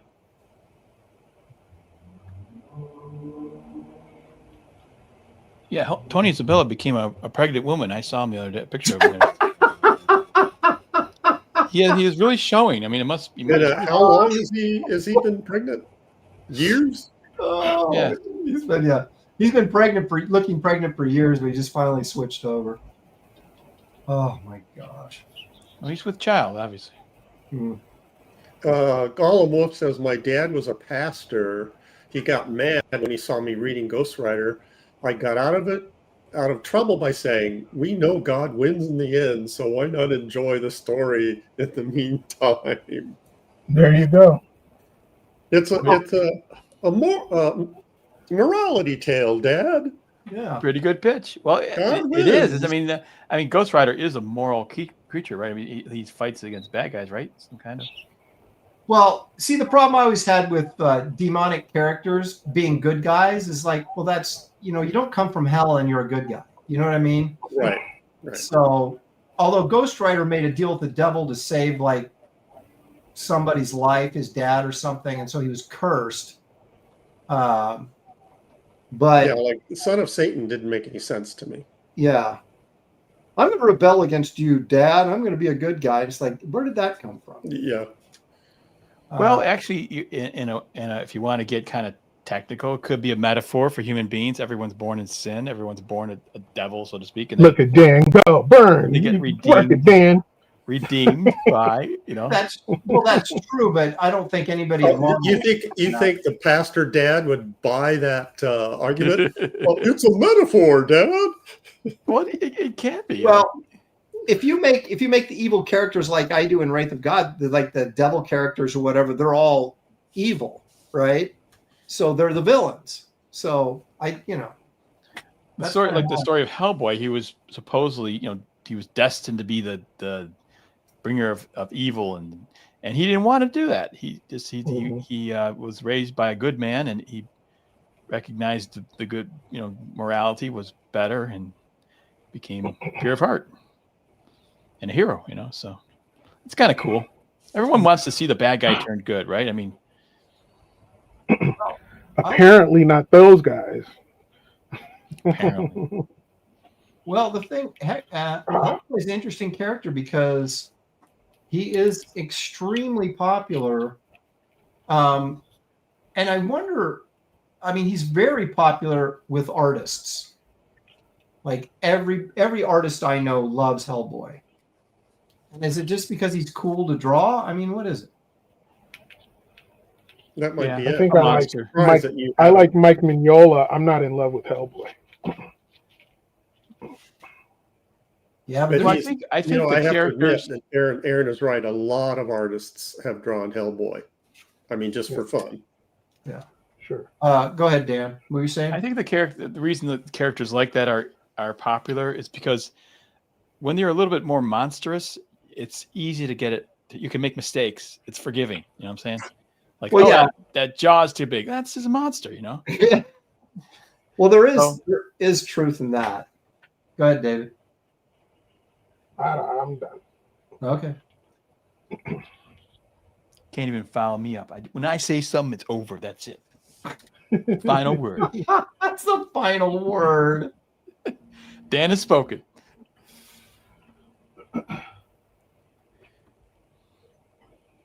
From the book of Dan. Chapter 31. Verse. So when the lunch bell rings, that's your signal that you won the high school debate, Dan? I suppose. Oh, there's a bell. I win. I was the last one talking. Here's an interesting little side story for you. Mignola told me once, Mignola's an interesting cat because sometimes he's like really nice and sometimes he's like really a snob. And you never know what you're going to get. No offense, Mike. Mignola's an interesting cat. He's trying to sound like me. Yeah, I was thinking of David's impression of Sammy Davis Jr. Exactly. Sometimes he's a Like, nice guy. And sometimes he's a jive turkey. No, Dan. No. So what were you saying, Aaron? Sorry. So Mignola told me that when he got Wrightson to do a cover for him for Hellboy, he was like all excited. He's like, he's going to do all his Wrightson stuff. It's going to look really cool. And instead, Wrightson went in and sort of aped his style. So you could still kind of tell it was Wrightson, but it was Wrightson trying to do Mignola. And Mignola was like, I was so mad I didn't get my Wrightson. He was like, mimicking my style. I understand that feeling completely because I did a piece where I had Kevin Nolan working over me and I wanted him to do the Kevin thing. Yeah. And he inked it exactly the way I penciled it. I'm like, what the hell? Yeah. It's like a rip-off.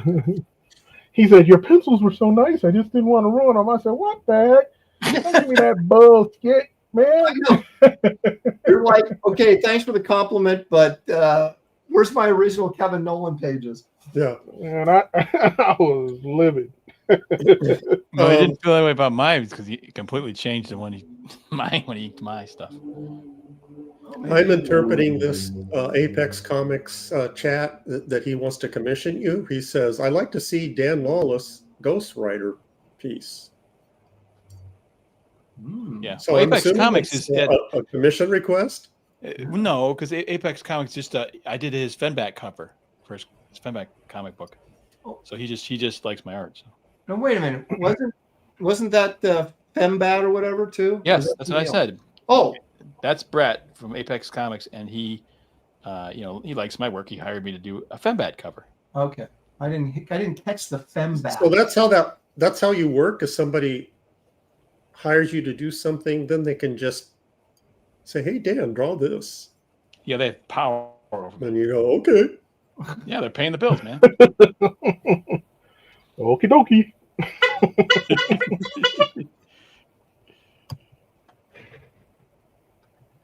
Let's see here. Inconsequential Artiste says the patron saint of comics Stan. Oh, for 616. Thank you for that. Appreciate it. The patron saint of comics, Stan Lee, said every comic is someone's first comic. Thank you for that. I'm not sure what. I mean, that's a good way of looking at it if you're trying to draw your best all the time and make an impression. Yeah. And sometimes it's their last. You don't want that. Yeah, you don't want to be the guy that. Yeah, The first and last comic book. Yeah, until I read Aaron's Tachyon, and then that was it. I mean, my regret, with that sage advice is, as a Christian, you should actually be trying to draw as if you're drawing for the Lord.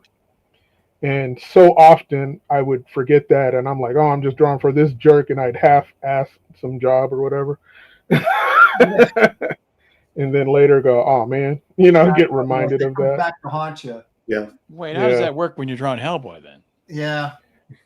No, it doesn't matter. Even if you're doing it, for the Lord, just do it to the best of your God-given ability. The best of your abilities is the point.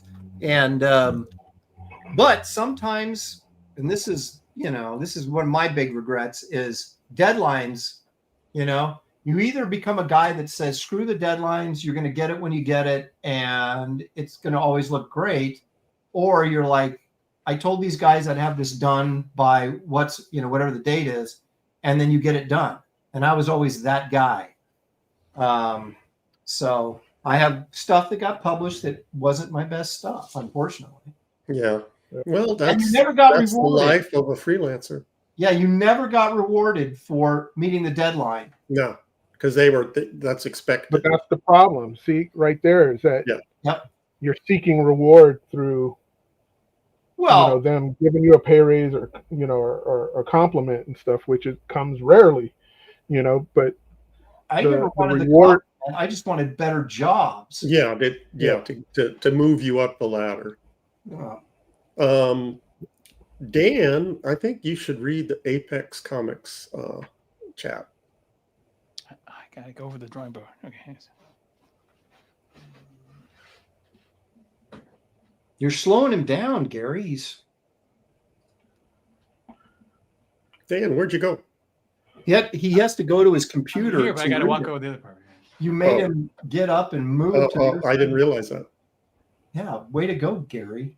That his computer's on the other side of the room. Are you talking about the Fembat trading card? Yeah. Yeah. If it gets to be 2,000. I got a question, Gary. Did you ever get that meal that Katie was supposed to send? 2,000 stretch goal. Everybody gets a Dan Lawless trading card.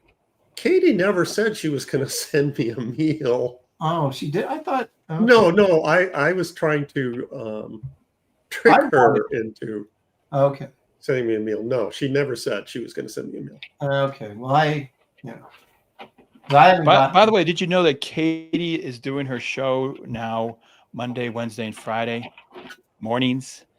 She would just do the Monday morning one, but now she's going to do Monday, Wednesday, now Friday. She's everywhere. Yeah, she was on this morning. Yeah, so she's going to give it a try, see if it works out. Hopefully, people will support that show. Guys, check it out; it's a lot of fun. Yeah, she said she was going to try the stay-at-home mom thing, right? Is that? Yeah, that's great. A bit of it the other night. Yep. So we'll see. So I typed in the chat, "Where's my food?" I don't know. I didn't type that in. But she's really good. Her show's a lot of fun and cast of characters. So, people like Dan Lawless show up there. I've heard that. Crazy hijinks and all kinds of fun stuff. There's all sorts of crazy hijinks going on.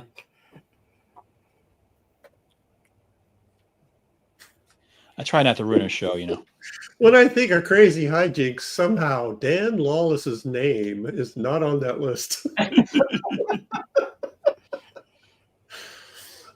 Oh, I think Dan gets involved in crazy hijinks without even trying. I think it's Dan, you wacky funster. What are you up to now? Yeah, I get in trouble sometimes, unintentionally. Well, that's what I meant. I think that's nothing's ever planned. I just sort of I find myself in funny situations sometimes.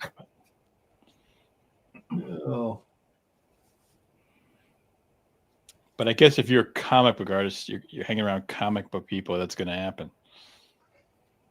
I agree. I guess the only people I've met that are pretty normal are the corporate people in comics. But the creative people, like you had mentioned earlier, Gary, there's a lot of whack jobs. A lot of wackiness going on. Yeah, odd characters. Mm-hmm.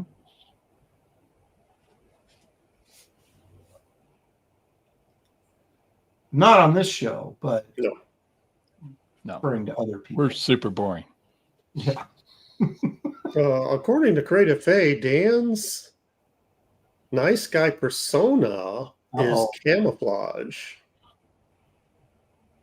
Wow. Does Creative Faye know something that? I was going to say. No, there's truth to that, though. People have said to me, I'm really nice, but then I got this little side that's kind of a little bit, dark, a little scary. Gay. Not gay. Oh, I mean, happy. Okay. Yeah. Yeah, I you're am very happy. jolly. Very jolly, for sure. Let's see here. Inconsequential Artist is back again for $5. Thank you, sir. He says, half Christian comics fans should keep their guard up as they read. Understanding the stories presented in comics can subvert and undermine the faith. Well, I think True. Well, that's true for life. anything, Yeah. movies, I mean, novels. that question for artists comes before you take the job. Right. You know what I'm saying? So if That- you're going to put you yourself got to on, do that when you go to the dollar store. exactly.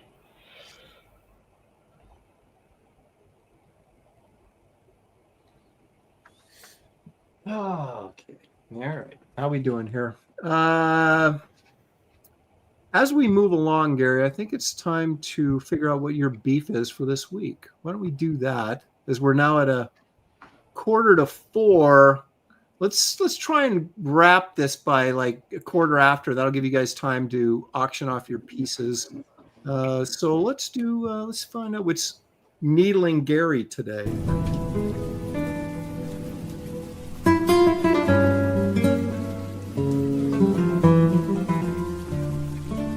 What's Gary's beef? Gary, what's bugging you this week? Incompetent waiters. It's always food with you. Yeah, I've been on a food themed beef for like a month, but I was thinking about this morning, okay, I don't have a beef yet. What is it? And restaurant experiences always come to mind. So going out to dinner, a family gathering. This was years ago. We went to a Italian/pizza place. Ooh, sounds good Sitting already. at a big table, Right. everybody's ordering, and I ordered a personal pizza, like a small pizza. Sure. People ordering, pasta and different dishes, and it was there was probably about 10 of us. So when they brought the food out, and it took a while for the food to come out, but when it did, they had to bring it out in several trips. And I'm seeing all this, good-looking food being served, and then mine ends up being last. That's what I was assuming. Yeah. And I'm waiting. Everybody's eating, enjoying themselves. And I'm sitting there like an idiot, waiting for my food that doesn't come. Where's my pizza? So the waiter doesn't come back. I can't complain because he doesn't come to check up. You know how waiters usually come back and how's it going? He didn't do that. So I have to get up and go. There's I forget what you call it, but there's like a window where the waiters pick up the food and you can look right into the kitchen. Mm-hmm. You see them making pizzas and stuff. But I walk up there, ask for my waiter. I don't know where he is. I said, well, I ordered my food. All the food was served, but I didn't get my pizza. And they're like, what? And so they track down the waiter. He looks at his notepad. What did you order? I ordered a pizza. He said, yeah, you did. I said, oh, where is it? I don't know. He didn't give my order to the cooks. So they said, okay, yeah, we'll get right on that. We'll make it right away. So I go back, I sit down. Everybody's half done with their food. By the time I get my pizza, they're ordering dessert. They're done Wow. with the meal. They're ordering dessert. everyone's done eating, and I'm still munching on my pizza, and they're ready to go. You're sitting there, and David, how I Yeah. eat slow. Yeah, that's what I was thinking the whole time. I was like, damn. And so I don't get, I'm sorry. No one apologized. No one said, we're going to comp your meal. We're going to, give you a coupon. We're going to give you free dessert or something. This seems to be a reoccurring theme with you. Yeah, I know. Why do people like I mean, you? I literally didn't get a single compensation for them ruining my meal. Fast forward a couple of months. Uh-oh. I go out to dinner with Richard in one of his shows. Yeah. In Portland. Yep. Richard Finn. Yep. We went to Stanford's, the Yep. Lloyd Center. Oh, yeah. Fine restaurant. Yep. There was a group of us, probably 10 or 15. Everybody orders. Oh, no. The food comes out. Oh, no. I ordered pasta. No pasta. Where's the pasta? I ordered the pasta. No pasta. So I tracked down I said, okay, this seems familiar to me. Tracked down the waitress. Excuse me, where's my pasta? What pasta? Exactly. She didn't give it to the cook. Oh, my. Gary, I think this is a you problem at this point. And I was like, okay, I wasn't going to play around. Let me speak to the manager. So everybody's eating. Of course. And I don't, I'm trying to track down my food. So the manager comes out and I, tell her my sad story. She checks on it and she's like, when she realizes what happened, she's like, oh, I mean, it's like the color drained from her face. This isn't, Stanford's is a nice restaurant. Yes, it is. And she's like, oh, she couldn't apologize enough. And she realized, once the food comes out, it's too late, that everybody else had eaten. So she was saying, okay, so, we'll get this out as soon as possible. But I realized, that's not going to make up for this error. Not only are we going to comp your meal, but we're going to give you a free dessert. And I was like, no, I don't want a dessert because everybody's done and they'll be sitting there, waiting for me to finish it. So she gave me a coupon for a free meal if I come back. And, so next time I came back, I got a steak. Made him pay for it this time. Right. So missing my pizza made me a little more demanding when it happened at Sanford's. And so I ended up getting a free steak, but it still ruined my meal with Richard. And comping my meal didn't make any difference because he paid for it anyway. So it didn't have anything to do with me. And I'd never even heard of anyone not getting served their food. And for it to happen to me twice in a couple months span, there's something going on there. Gary, it's your face. Would you Is say that forgettable? Or they just automatically don't like that guy? It's your face. They said, hey, they took a picture and they put it in every restaurant. They said, yeah, screw this guy over. That guy, if he comes in, screw him. That's what I was going to say. You remember that Seinfeld episode where they go to the doctor's office and you were a jerk and they write like the note down and Elaine ended up having to go to a vet, because none of the Antheon might be onto something. He says the waiter recognized you for stealing his hood ornament. No. Oh my gosh. They never forget, Gary. They never forget. Yeah.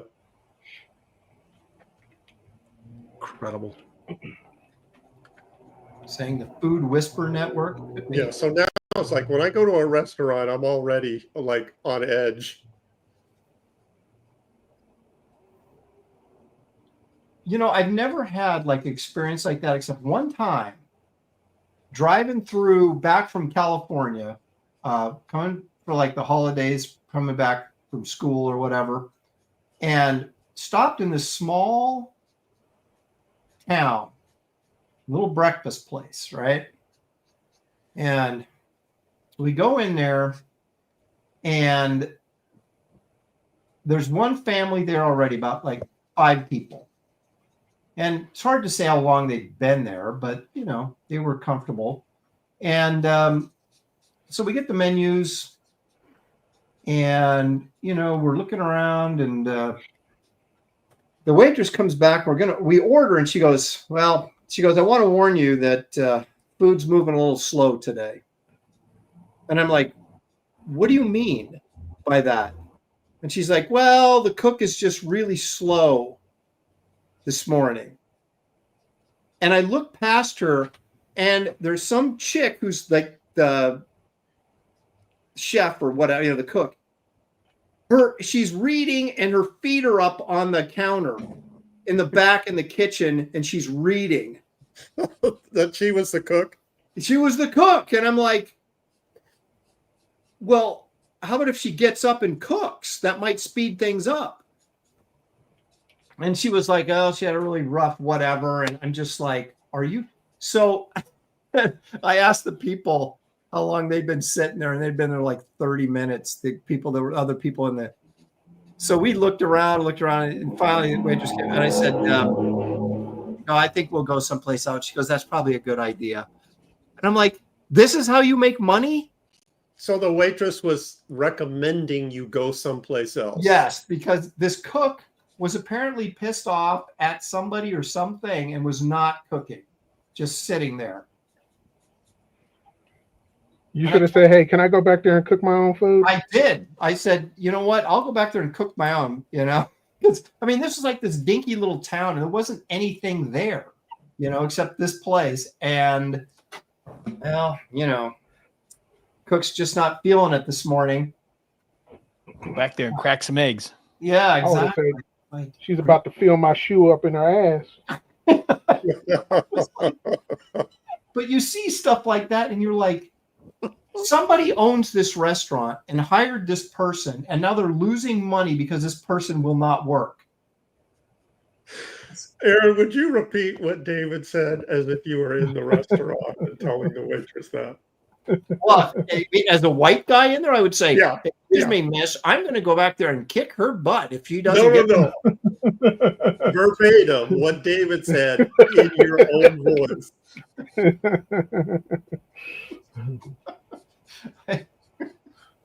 What did he say? I'm going to put you got to say. You already messed it up. He's You're already, gonna fill my shoe up in your ass.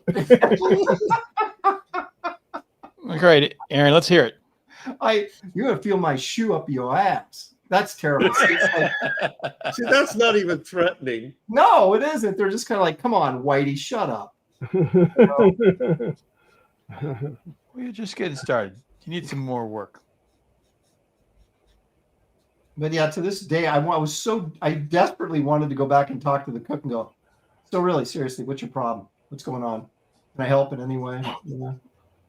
Why didn't they fire her? Well, there was Why just was she still back there. Well, because there was just the one waitress and the cook were the only people there. Well, the waitress didn't care if they had business or not. So this cook wasn't invaluable. Just say, hey, you know, sorry, you're out of here. Well, she probably was. Katie says, oh my, OMG, Aaron, potty mouth. Wow. See, this is what David does. He just, it's this. Yeah, I think Katie's going to clip that, you know, I know. 5 seconds of you. I know. Aaron, can you say it again with a little more gusto? I can't. Yeah, I'll put some stank on it. And if you're going to get clipped, you might as well. You might as well make it worthwhile, right? You got to make it count. Yeah. Just don't send it to my kids, okay? Let's see. Kids will probably think you're cool. Not my kids.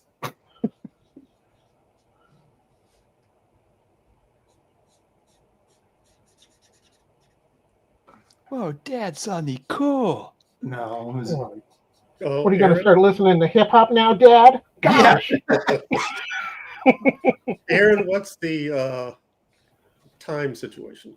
it is 4 o'clock on the nose, so we want to wrap this up in about 10 to 15 minutes, gentlemen, if possible.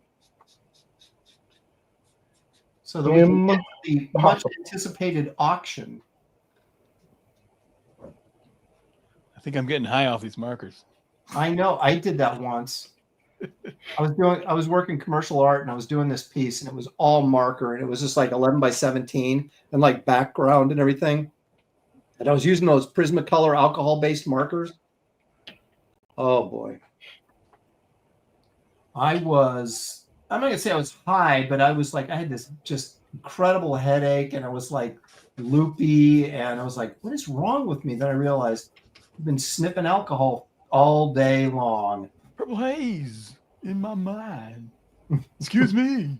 Well, I kiss the sky. Exactly.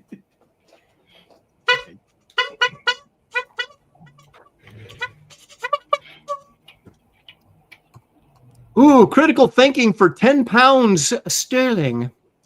W Story Gary. W Story Gary. By the way, what does that mean? W Story Gary. By the way, Weird story? I don't know. I don't know. By the way, the likes are close this week to By the way, the likes are close to this week to your age. Can we get 20 more likes? Then they only on 97 ATM. That is British code. I would have to be James Bond to figure out what he just said, but I think what he's getting at is if we hit 20 more likes on this channel, that it would reach our age, which he says is 97. So there's a joke in there someplace, and I'm going to give you, because you paid 10 pounds, I'm going to give you a courtesy laugh. So there you go. Thank you, Critical Well, that's Thinking. actually a compliment for collectively only 97. Well, all super chats are actually more amusing than regular chats. That's true. Katie says, by the way, thank you, Gary and Dan, for coming by. And she's screaming that at you. She's very excited that you guys came by. Of course, she has nothing nice to say about me, but that's okay. It doesn't always have to be about me. You're welcome, Katie. You're welcome. I watched a little bit of her show last night and then did something. She was on this morning. Well, okay.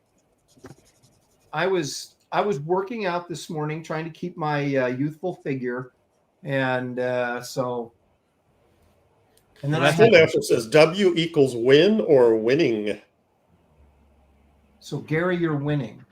Okay, thank you. I'll take that. I think he means you're the oldest, is what. Oh. Hey. You're winning Well, the age contest. I can't dispute that. You won the old geezer prize. Huh? Don't you hate that when they say something in the chat and you're like, yeah, that's pretty much true. I can't that's true. Get mad about that. Spot on. That's why I don't cannonball people for telling the truth. Unless I really get pissed, and then even if they tell the truth, maybe I'll cannonball them. But Katie says, "LOL, what a diva." See, that's what I'm talking about. Just when I think things are going to work out between me and Katie, she pulls something like that. It's just right back. You just said if you don't get cannonball if you say truthful things. Well, okay. Also, sometimes I don't cannonball people because I'm too far away from the keyboard. Mm-hmm. Hey, we got to get this done. I'm a race against time. No distractions, man.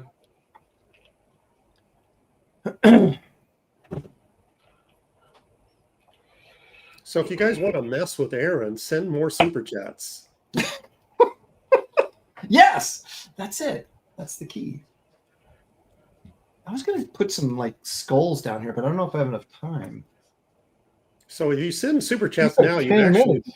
you send super chats now, you'd actually be paying Aaron not to draw. You may be onto something. Why would they want to do that? Well, everybody, Shut up, Dan. people keep thinking this is like a competition, and it isn't a competition show. It's simply a studio show where, Right. a friendly gathering of artists. Yeah, like-minded creative types are, sitting Now, around like we used to when we were kids, drawing superheroes, right, talking about comics. right. However, if someone in the chat feels like they want to point out that my drawing's the best, that's totally fine. I'll accept that. I thought it was one Then of those by shows all where you, means, send money to tell me this. Exactly. I thought it was one of those shows where you get insulted, like you go to, like a restaurant, where they have a restaurant, you go get insulted. Now, see, stealth That's is getting into the spirit of it. That's kind of like a fringe benefit of the show. Stealth for $2 has nothing to say, and that's totally fine. But thank you for the 2. Yes, thank you, Stealth. Gracias. How much time do I have left? Oh. Maybe I should finish Hellboy. Someone's pointing out trying here. Hi, trying. Mr. Trying here. Where's the bottom part of Hellboy's trench coat? I'm getting there. I knew you were going to say that. I haven't drawn it yet. They're just, everybody in the chat, man, they're so uptight. They're just like all over me. Stealth is pointing out that I missed one of his super chats. Well, so he wants you to look for it, Aaron. Oh, I see. I see how it is. So when Gary doesn't get his job, I suffer. Yep. All right, let's see here. Oh yeah, I did. There we go. Watermelon for $2. Ugh. No, I did see that and forgot to blow the horn. Okay. I like watermelon, so I do not like no excuse, Aaron. I don't. The only thing I dislike more than watermelon is like cantaloupe.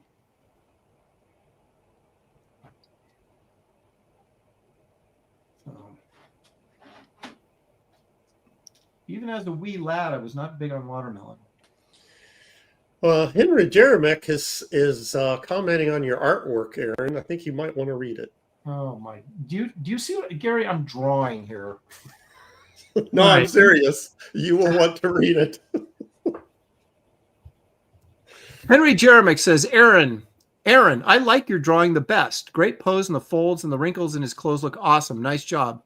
Thank you, Henry. Those are always welcome on this show. Yeah, thanks, Henry. Hey, everybody can't be Henry's favorite, all right? So I never liked Henry anyway. Yeah, who is this Henry guy? I never trusted that guy.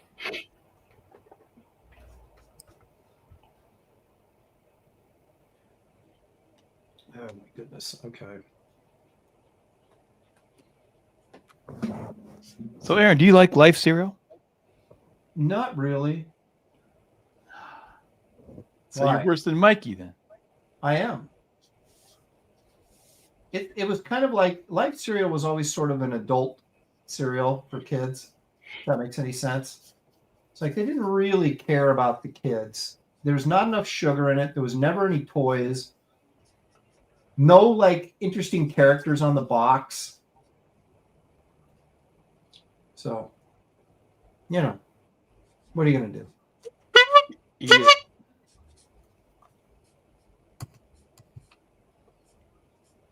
How about now, as you were a kid, did you eat everything? Or I was a kid who just ate everything. I don't ever remember being too picky. Bad Adam 12 for 10. Hey, Gary, how's your night going? You keeping these guys straight? What does he mean by that? Hey, Aaron, what do you have against Not watermelon? What did it ever do to you?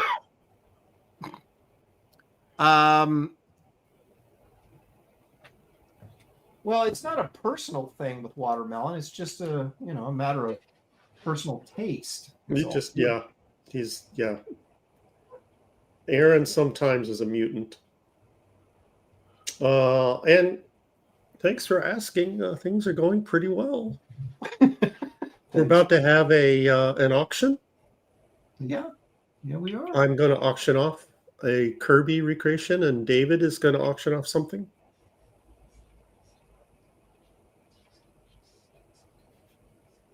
I'm going to auction off nothing, but people have also been asking Gary, and I know you'd be interested in this, about my next garage sale. And I've been thinking maybe should do one this month, perhaps. I'd be up for that. I've got lots of junk. I know. That's what I say. No, I have lots of interesting collectibles. Yes. You didn't sell all of your interesting stuff last garage sale. No, I didn't. Not at all. But no, I would put up a whole different lot. So that may be in the future. Maybe not in the not too distant future. We'll revisit that a little bit. I have several artist edition books that I've been thinking about unloading. Oh, really? Yeah. Have you soured on the artist, or what would make you? Well, I just have read it enough, and now they're just collecting dust. Okay. Coran Kaiser Stone. You have to have corn back in the house. He says, "quote He likes it." Remember that? Yeah, Where did that come from? 10 seconds. Not Aaron though. No, He hates everything. he won't eat it. He hates everything. Nicholas Gear says, Gary, that art of Mike Plug I got from the last garage sale is great. Yeah, that's a good book. Do you have that? You have that book, Aaron. Yes, I do. Yeah, it is a good book. It's an excellent book, and that's why I won't sell it. Yeah, I've got tons of art books that are collecting dust at this point. And I'm kind of, I shouldn't say this. Say it. I'm kind of starting to think, okay, when I pass on, oh my gosh, Oh man, where are these art books going to go? My daughter doesn't give a rip about this stuff, so I better start unloading this stuff now. Gary, I've always been a son to you. Yeah, okay, David, I'll send you something. No, I kid. he kids because he cares. No, I honestly, I have kind of thought, you start thinking stuff. Once you get past 60, man, you start thinking stuff like that. And you're like, what am I going to do with all this crap? Because I know some of it my son will want, but like not all of it. Well, when it comes to, especially collectible books, you have to do, if you're going to resell it, on eBay or whatever, you've got to do research. You have to do your homework and then post it in the right place. And and if you've got a bookshelf full of them, that's a lot of work. Yeah, I mean, I got a ton of stuff. Pity Moth says, way to bring down the chat, Gary. Yeah, you guys. I'm not saying anytime soon. I'm just starting, Well, when Gary's no longer with us next week. Yeah, I'm good. I played golf yesterday. I'm doing okay. He could drop at any moment, you guys. It's just so send your super. Gary is easily probably the most healthiest out of all of us because he eats like a bird. He does everything at a slow pace. But when he goes golfing, he's a madman. So he's good. Gary, the reason Gary doesn't eat is because nobody will serve him, apparently. That's right. That's how he stays thin. I'm waiting around and I don't get my food. Now we know how you stay thin. Exactly.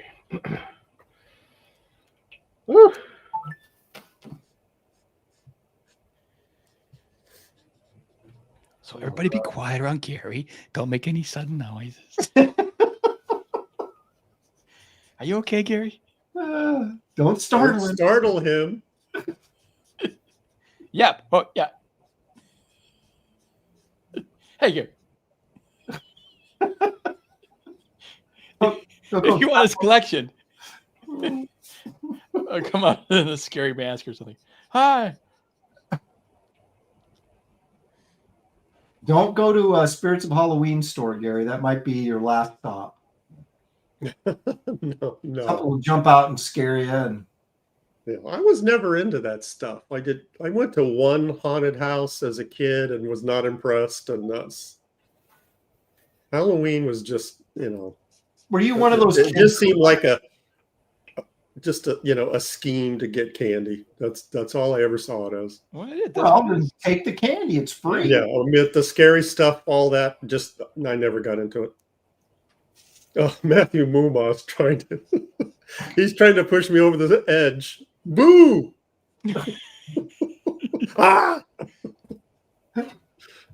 And that's what finally did him in. Yeah, Matthew Muma in the a chat. scary comment.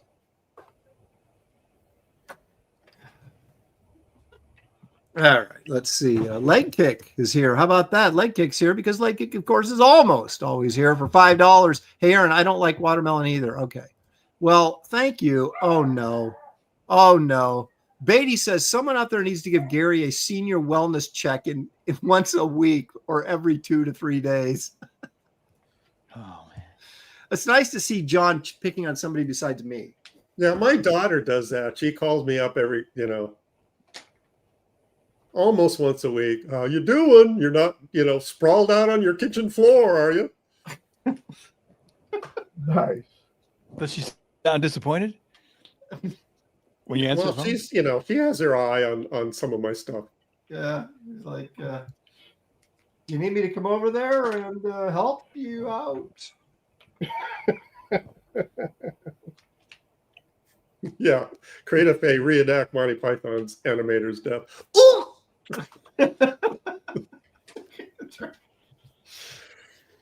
right. Just then, the animator I'm died. stopping. Had a heart attack and died, right? When the beast was chasing him. It's a great movie. People that don't get that movie, I don't understand. I don't understand how you don't get that. We all know who I'm talking about. I did buy one of those self unchoking kits. What are they called? Where it's like this kind of a vacuum thing that it sucks the What the food heck? out of your windpipe or whatever. I didn't even know about this. I'm going to get one of those. Oh, man. Yeah, what I the mean, heck is that? apparently it works better than, somebody trying to give you the Heimlich. You would happen But to me. I'd it's- be choking and then I couldn't remember where I put it. It's You just know? a suction thing that it pulls the food out of. So I have that handy because no one's going to be slapping me on my back because there's no one around here. Well, you've seen those videos where people they give themselves the Heimlich by flopping over a chair or Right. something. But this supposedly works pretty well. All right. That's one of those things you hope you never have to use, right? Hold on a second. Gemini Dragon says it's called a hooker.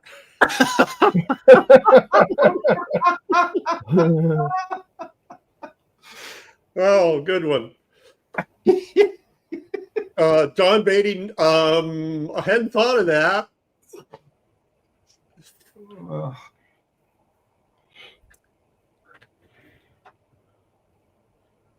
Oh my gosh. Leave it to Beatty. Dual purpose, he says. This was a fine kids show, and then Beatty shows up. Yeah. The show was dead. He's here to kill it. That's right. He was on his last legs. He's shoveling the dirt on. Put it out of its misery. Yep.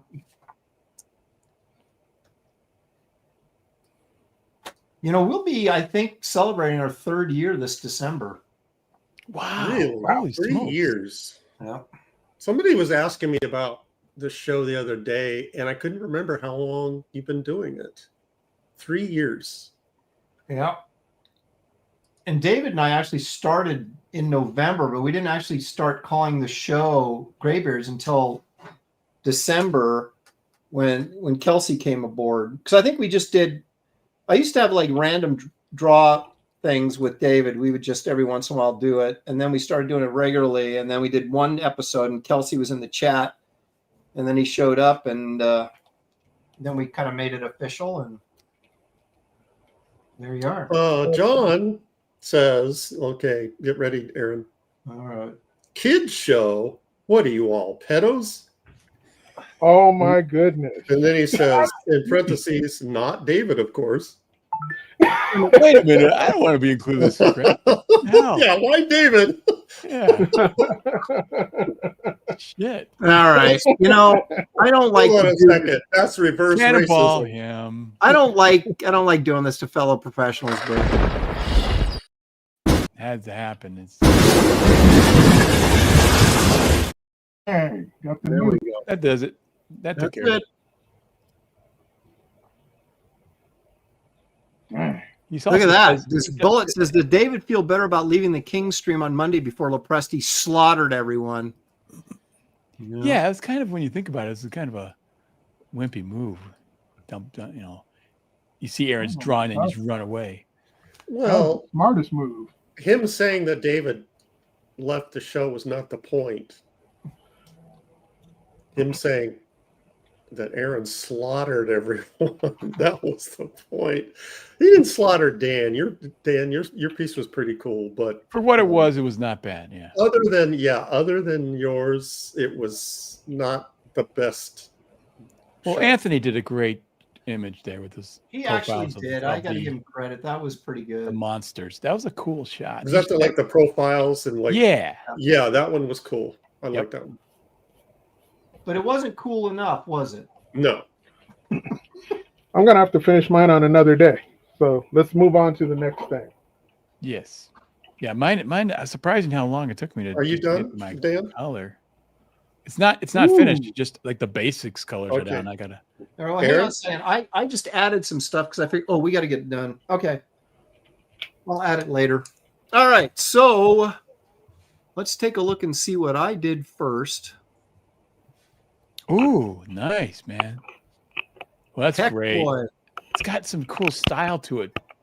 That's very really cool. neat. See, I got some skulls I got to work in down here, but Yeah. that's almost there. Now that's a piece you can sell. Wow, Yeah. that's really good. The ultimate compliment. You'll Thank you. sell that easy. Well, it is a compliment if you have something. Oh, so that's right. good. Does he have a stogie? Do I need to give him a stogie? Yeah, I give him a stogie in the mouth. Sure. There, Yeah. All right, I will.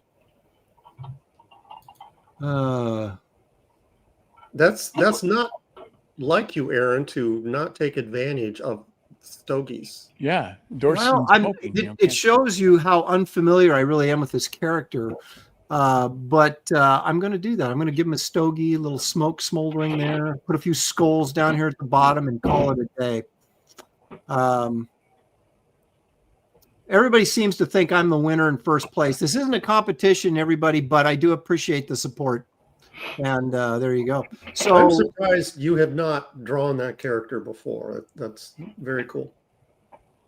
yeah, look at that. That looks like it's going to be fantastic when David gets it Yeah, done. that is really cool, man. Because it's not done, therefore he's disqualified. No, it's If good. it was a competition, which it's not, I'm just saying. As is. It's good. It's So it you're holds its saying own that against yours, David Aaron, for won, sure. except he's disqualified. Yeah. I think it's done enough to be great. Dan, you stop. I'm going to have to put you in timeout. Wow, look at What's wrong? that Why can't I face. compliment him? Why can't I compliment Let's see that myself? face again, David. That's really nice. I'm Yeah, just it is. kidding. It's really- fantastic, actually. but it's not done. So what are you going to do? It's Um, done. He's Done in my book, man. okay. Well, let's see what that's. No, it's very nice. Very nice. I admit it. Second place for sure for David. You're fuzzy, Dan. Hang on a second. Let me get a better light. Okay. Yeah, it's still a little Yeah, it's okay up close. Well, now I'm guessing that you're not done painting this yet. Right. I'm just just put the. I mean, this is marker. I'm Flat using color marker. in. Yeah, I'm using marker, so it'll come alive when I put the darks on. Yeah. But as of right now, third place. If we were keeping track, I but we're not. know. It's not. It's yeah. I This is why I had to appreciate- start a little bit early because I knew I wouldn't even get to the color. I appreciate you doing Blue Devil, Dan. Cool. Yeah, I think it'll be Did it fine. for I'm Gary. looking actually for something that will scan well because I did that watercolor painting and it looks good in person. It looks like crap when I scan it. So I'm trying marker, see if that's got a little more substance to it. It might scan a little better. We'll see how it goes. I want to find a medium that will look good in person and scan well because I can't sell it if it doesn't look good. Well, I got no doubt that's going to look really killer when you get it done. Yeah. Unfortunately, it doesn't look killer now, so therefore I am taking the. Aaron has stepped on the necks of the other artists, so apparently Aaron won if this was a competition. But it's not a competition, so it's all just in good fun. Well, it's his show, so he can declare himself king of the world for all you know. That's right. No one has to listen, do they? Hey, while we're getting, I want to warn everybody, we got a couple of pieces going up for auction here in just a couple of minutes. But while you're mentally preparing yourself for that, let's do a quick run through of stuff that we have going on right now that maybe you would like to be aware of. And maybe if I actually shared my screen, that would help. Wraith of God 3. My plan is to close this down on Sunday. Still waiting for a few pages from Jason on the coloring, but everything's lettered. Everything's assembled, except I can't send it to the designer until I get the final colored pages, obviously, but everything's ready to go. And it won't take the designer very long to put the book together and get it to the printer. So we're looking at this Sunday. If that changes, I'll let you know. But as of right now, that's my plan, to close that out on Sunday. So if you guys haven't backed this yet, and I did have someone tell me this is the best Wraith of God yet that read the which I wasn't expecting, and I appreciated and so I sent him $50. But I do appreciate, and so I think it's going to be good. So you don't want to miss this, and you can get. There's like 4 covers here. We'll just blow through this real quick. I know most of you guys have known this, but there you can also get the first and second issue of this if you have not kept up with your Wraith reading on this campaign. And you can also go to my website and get the first and second issues. You can also get Kit Carter on my website. Links are in the description of this video for both this campaign and my website. Look at those shirts. You want to order those. Those are getting pulled down and sent to the printers as well. Trading cards, prints, the Wraith of God Roughs book with all the layouts, 48 pages of layouts, signed and numbered, limited to the orders. You can get a shot glass of the nightclub. You can get the poker chips. There's just so much good stuff here, you guys. Check it out, please. It will be gone in a week or less than a week. Actually, it's a few days. So get over there and back it while you can. Hey, back it twice. Buy one for a friend. Buy someone was in comics. They've left comics, and they love comics, but they just got disenchanted with comics. And buy a copy for them. Send it to them. See what they think. That's right. And really, this campaign is so good that it should be over 6 figures, and it's just not getting enough people see. Not enough eyeballs on it. Not enough love, Dan. Not enough love. And as soon as people see it, they love it. So and the proceeds of this campaign will be turned over into your next project, Aaron. Right? Oh, I'm already in the hole on my next project. So any extra money that comes in a Wraith of God will be filling that hole for the next project. Dan, pardon me, who's that guy up there? David and Ethan called Fearsome. There's it's 2 issues in this campaign. I know you've heard this before, but they're only 14 pages from being complete. We're waiting. It was pressure Ethan to finish the script so David can finish this book and you guys can get this project, because look at this. It looks awesome. This is going to be a really, really good book. Yeah, that's another story Yeah, for Harley yeah, to it read. is. These are the Yep. stories that I get them in the mail and I got to sit down and read them. Like, get away from me.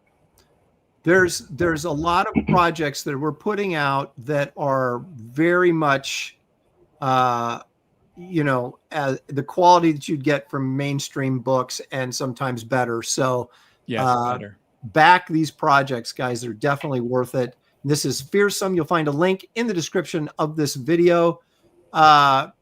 We also have Gary Martin's Brush with Destiny, the ink art of Gary Martin. This book is done. It's 130 pages of black and white illustrations as Gary brags often about his using nothing but a brush, and you'll be amazed. Amaze your friends. It's like going to the circus, and it's only $45. Gary will sign it, ships out immediately because these are done. He's printed them up, and he's got some inventory. And if he dies... Incredible If he dies recreation. with all these books in his apartment, what's going to happen to him? Take him off. Well, his my hands? daughter will take possession and jack up the price. That's right. You know how the kids are. They're always looking to make a profit on their parents. So You guys, there's originals in here that will blow your mind. And then he's got Yep. recreations of things like Bernie Wrightson's Frankenstein and some pieces like that, some Frazettas. You want to see this stuff. It's something else. Though. It's Yep. incredible It's book. really, really good stuff. Speaking of good stuff, Dan Lawless, we always talk about him drawing interiors. Well, he's doing it in this book, and he's also doing it in Barbaric Magazine, which we'll get to later. But the Ethan Van Sciver's Cyberfrog Universe prequels, Frog Meets World. Dan, you will be working on this, won't you? I know. It's kind of crazy that drawing Cyberfrog is the most complicated character I've ever seen. I know, it's nuts. I don't envy you. But it's a great character because it's so cool, so detailed and stuff. Yeah. And there's all these different books with variant covers and things like that in here. Under Panta Claus color postcard collection. You don't want to miss that. Yeah, or you may want to miss it. Well, you don't have to order it, but there it is. If you see it, you won't miss it. That's right. You'll definitely remember it. Again, a link is in the description of this video for all of these campaigns. And also, finally, how about Dan Lawless's webpage, where you can go there and find original art by none other than Dan. Yeah, look at that logo there. That's David, look at that damn logo. cool. Mhm. Click on it. Click on it. Okay, now do the sound effect.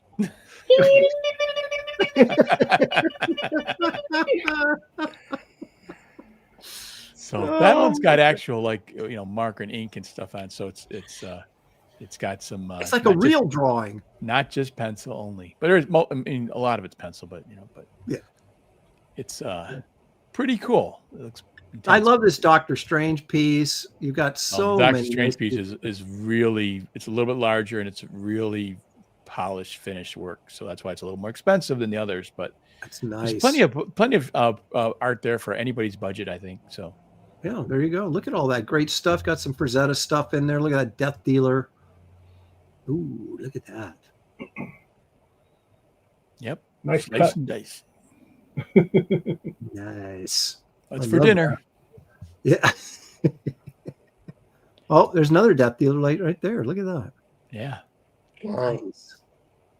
Thank you. Nice, powerful barbarian artwork. So lots of good stuff on here. Again, you'll find a link in the description of this video that'll take you right to Dan's website so you can drool over his original artwork. Hey, those are the samples I did to get the job on Aaron's new up-and-coming barbarian comic book. That's right. So, boom, there we go, folks. That is the advertisement portion of the show. Now, let's get to the money section of the show. At least we hope. Gary's hoping it is. All right, so you guys know the rules. Put in a bid. Gary, is there do you have a minimum on this or no? I do. I won't say what it is, Oh, it's a mystery minimum. but it's reasonable. It's reasonable. This 11 by 17 Kirby recreation of Fantastic Four something. Cover to FF 86. I was going to say, you know what? I was going to say 86. I thought, no, that's not right. And so basically you type in a dollar amount like Stealth did, $100 confirmed, put confirmed next to it so we know that you're serious. No fake bidding, please. So Yeah, Stealth that looks really, really cool. I mean, it's So this something else. is mostly brush. There's, a few ellipse circles and I curves. think that's 150 confirmed by KJ. Yeah, He's using thank an you, KJ. exclamation mark, but you're on the hook there. And it's over pencil and graphite pencil and blue pencil. So you might see a little bit of blue peeking out, but there's not that much. What else can I say about it? And you did the lettering as well, right? Yes, that's hand lettered on the board. That's extraordinary in itself. Inked with a brush, and so that's India ink, so it'll last a long time. So when you kick off, you'll have something to pass down to your. Okay, beloved so family. Gary, I'm guessing 150 has not met your. I'm going to say 150 is good enough. Okay, look at that. Wow, 150 for that. AJ may walk Holy away with smokes. this great piece for 150. Are you kidding me? Someone else has got a bid. That is so good. Yeah, I'm hoping I get more than that, but that's respectable. Okay, well, Wait, did you do the little bit of indicia, whatever they call it, on the side there? That little, like the signatures there, whatever that is. What is that? A signature? Yeah, on the side. Is that it on the side? Like, it looks like it's like. It just says Martin after Kirby. Oh, okay. Wow, it looks like it's like that's something you would see on the Like a comic book. copyright. Yeah. they're not fooling around. KJ's up to 200 now. Stealth, what do you think of that? That's Thank you. really cool, Appreciate man. it. So you see the line weights. Joe Sennett inked the original to this, and I was trying not to mimic his lines because he's so perfect. But some of his choices are different than mine, so I was not trying to mimic Joe Sennett. But as you can see, I'm heavily influenced by Joe Sennett. Yes. Yeah, well, Joe Sinnett's got those slick, crisp lines that are just Yeah. classic comics, Yeah. And They I know make some such of it- great graphics. We didn't realize in the day when we were looking at this stuff that we were looking at pop art, real Mhm. a new era of art, and it really was. I mean, this stuff is so cool. John Beatty says Gary might need his sucking machine tonight. I don't know what he's getting at there. So I don't choke. Yeah. I know What else can I say Buscema didn't about like. this? Yeah, I do Kirby recreations, probably about 2 a year, and so this is my biannual Kirby. I won't be doing one for a while. I know This is- Buscema didn't like send it over the top of him because he was too slick, but I always liked him over Kirby and Buscema, at least for the superhero stuff. I get Conan, you want a little bit more, rougher and illustrative, but I always like Sinnott. Yeah, me over those too. guys. So this is on 11 by 17, right?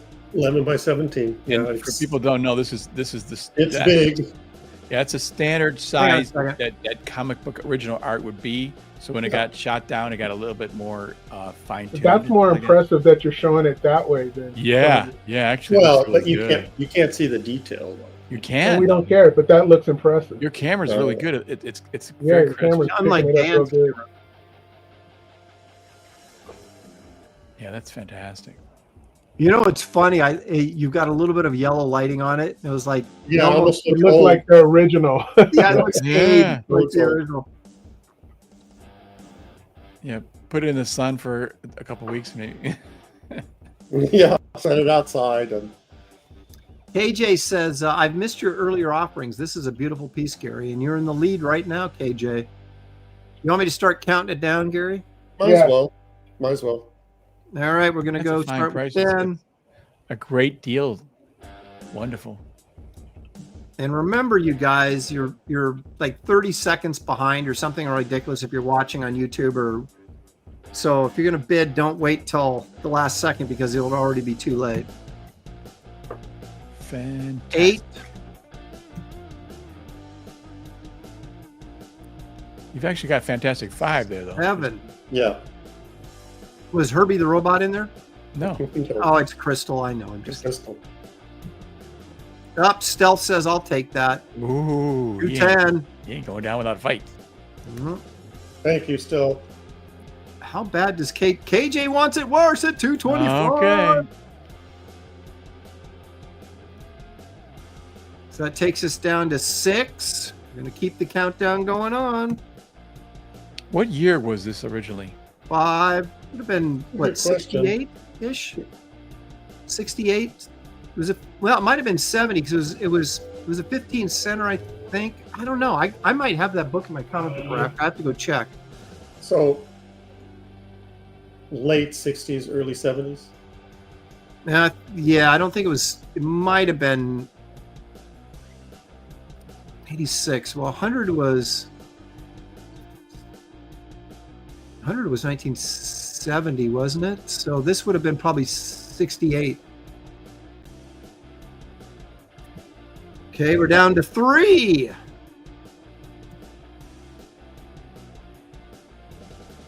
Two.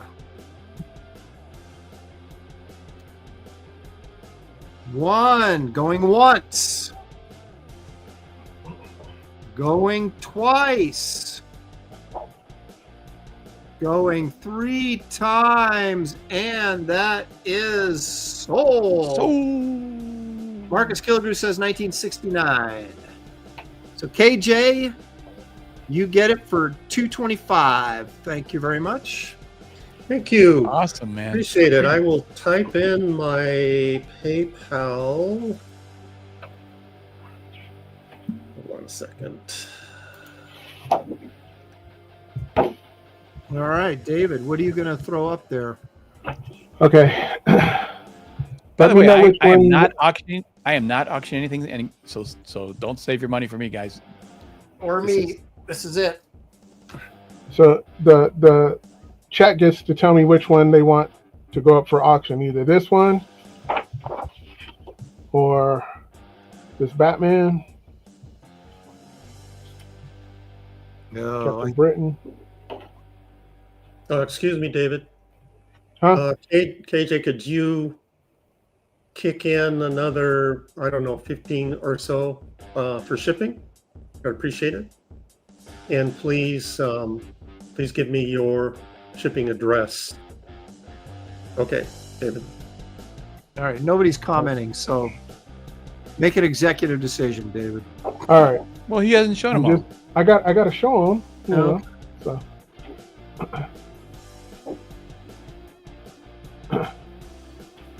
So, how about I'd go either You guys could snatch up that Captain that Britain or RoboCop? Batman. Yeah, RoboCop. Bill says RoboCop. You know he'll bid on it. So Yeah, that's All a right, great RoboCop. RoboCop. I can't believe that's still here, frankly, because it's so cool. I know. all right, I know. there it is. We're going RoboCop. Stealth says Stealth Batman. wanted and Robin. Batman and Robin. Stealth, make up your mind. you could buy both?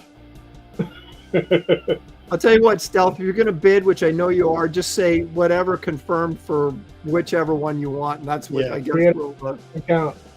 auction. Yeah, tell us what you're bidding on, and I'm sure David will accommodate you. Yeah. And I do have a minimum amount in my head, but go ahead. And you're nowhere close. Yeah, Crane Fay, you're way off. Need something more than 5. Yeah, you got to give him enough money for gas to get to the Yeah, post this is how David puts, food on his son's table.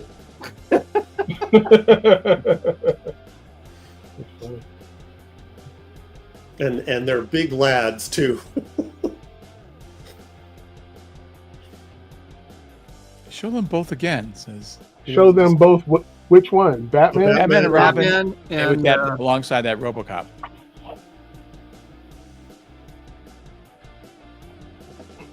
Yeah, that Batman and Robin, your son colored that. It did a fantastic job. That is so cool. I know it's like a 60s Batman. I know when he put it together with the aged, sort of retro colors, it looks so good. I don't know if you have that anywhere you can show that, but that was cool. These are 11 by 17, right? Yeah, these are 11 by 17. If you come now somewhere near what I'm thinking about for this Batman, I'll put a print of the color in with the Batman. I know which one Stealth wants now. Batman, yeah. You see. There you go. I thought so. Yeah, who would want this Batman? Oh. I know. I'm thinking about bidding on it. Taking your money you just won and yeah, carrying it around. Well, that defeat the purpose of the auction. Critical Thinking says, what are we bidding on? We're bidding on this Batman and Robin piece from this was several shows ago. Great 60s piece. David said he'll throw in a colored print of this. Only if it comes near my asking price. Okay. Well, are we close at 150? Almost. Stealth gonna have to go a little higher if you want it. You're gonna have to outbid yourself. Well, I mean, you got to hit the minimum, right? Or right? Yeah.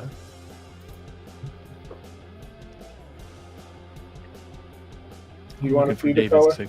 Color of this. I'm surprised no one else is jumping in on this. David, that is a great piece. Yes. Like Batman is his specialty. His specialty. Yeah.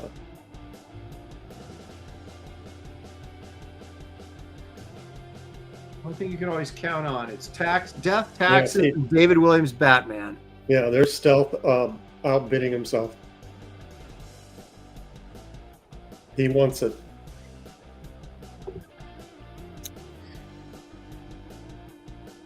$175, David. Are we close? The Stealth, you like squandered your money on the super chats. Hey, don't say that. That was that's right. I get some of that. Never mind. That's a great investment. That's true. Forget the auction. Super chat, baby. I sent you the color in your message on. Yeah, I've been looking for it. I can't find it here. So yeah. Are you talking to me? Yeah, yes, you. I'm talking to you. Yeah. Pull up. Are you talking to me? All right. Hang on a second. For once, I go to the Twitter to get something for David, and it's not keeping me from drawing. God, this looks so good. This looks like a cover. Yeah. From like 1966 or something. Yeah. I got it. I got it from the Twitter. If you want me to share it, I got it right now. Okay. It's just I have to push a few buttons. There it is. Look at that. That is so cool. I haven't seen it get a with the color print of this. Oh, you never saw it with color?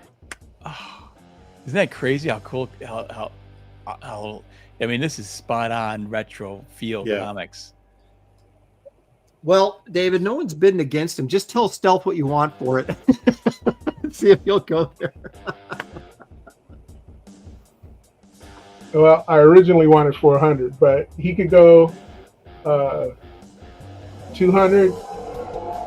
I'll send it to him. There you go, Stealth. Originally $400. This is like garage sale prices, $200 with the print. Yeah, I'll make him a print.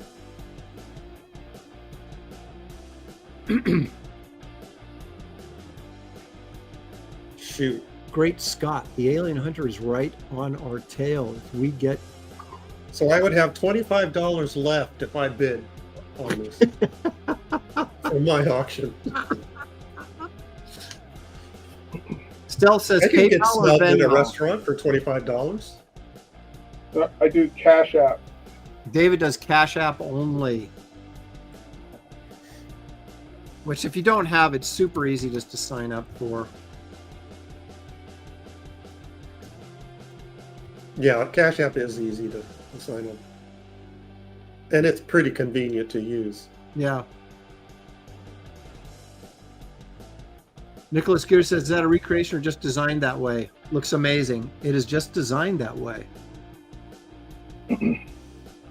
No, it was a recreate. If you could look up that actual cover, I changed some things. Oh, it is a recreation? Reinterpretation. Yeah. Yeah. Oh, okay. Is that $2.99? Yeah.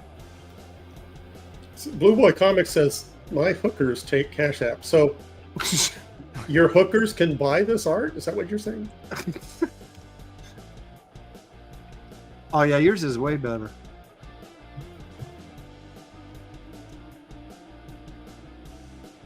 All right, hang on a second here. Who's the villain in this picture? Prey of the Alien Hunters. Okay, hang on a second. Gonna hit him with some gumballs. Alien gumballs. That's the original there.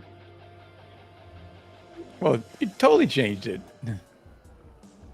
It's a much better, Yeah, yours is more much exciting better. interpretation. This version is pretty boring. Yeah, I mean it's cool in its own retro way, but it's not. David made a real good piece of art out of it. Yeah. So do the countdown. I gotta go pick up my Show the original. All right.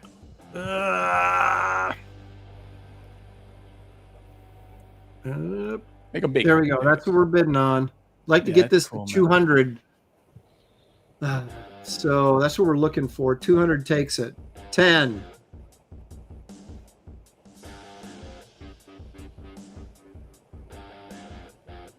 9.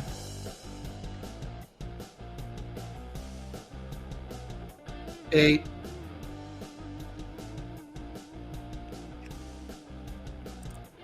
7.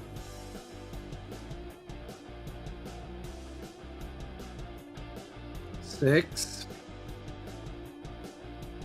Stealth says it doesn't have Cash App though, so maybe you can work it out afterwards. Whatever the deal is there, but figure out a way.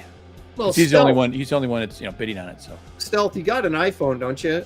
Just go to your app. It's so easy to download. I did it, and I'm retarded. Yeah, even I did it. Stealth says he's going to have to look into it. yeah, he'll look into it, I'm sure. Thank you, Stealth, by the way. It's much easier to set up than PayPal. 3.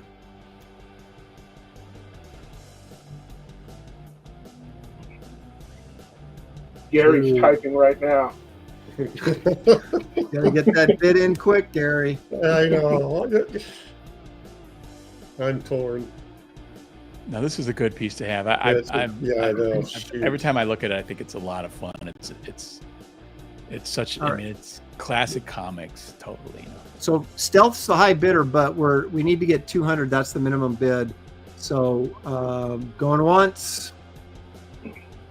He's saying that he's at work sneaking in bids, so we have to give him a little more time.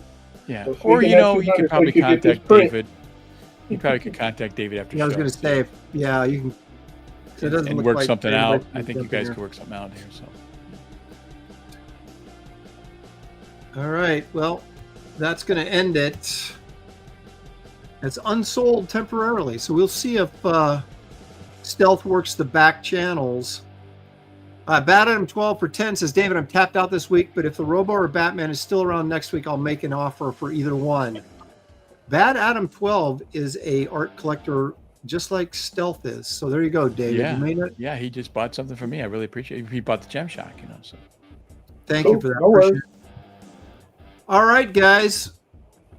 That's going to do thank it. you guys. Thank you, Stealth. Thank you for your. Yeah, thank you. Appreciate it. Let me do this real quick. Okay, so that's going to wrap it up for this week's Graybeard'S Studio. Again, thank you guys for participating. We can't do it without you, and we greatly appreciate it. Super chats as well as just the regular commentary in the chat. And keep an eye out for that closeout on Sunday, right? You're thinking That's about right. Sunday. For Grace of God 3. You don't want to I'll miss be that. making announcements Tell your about friends. that very soon. And we'll get you more information on Barbaric Magazine as that gets closer. Which is going to be wild, folks. That's going to be crazy. All right, everybody. Take care. Thank you. We'll Hey, see Aaron. you right Aaron. here. Aaron. Yeah. Aaron. Corn dogs. Corn dogs. Corn dogs.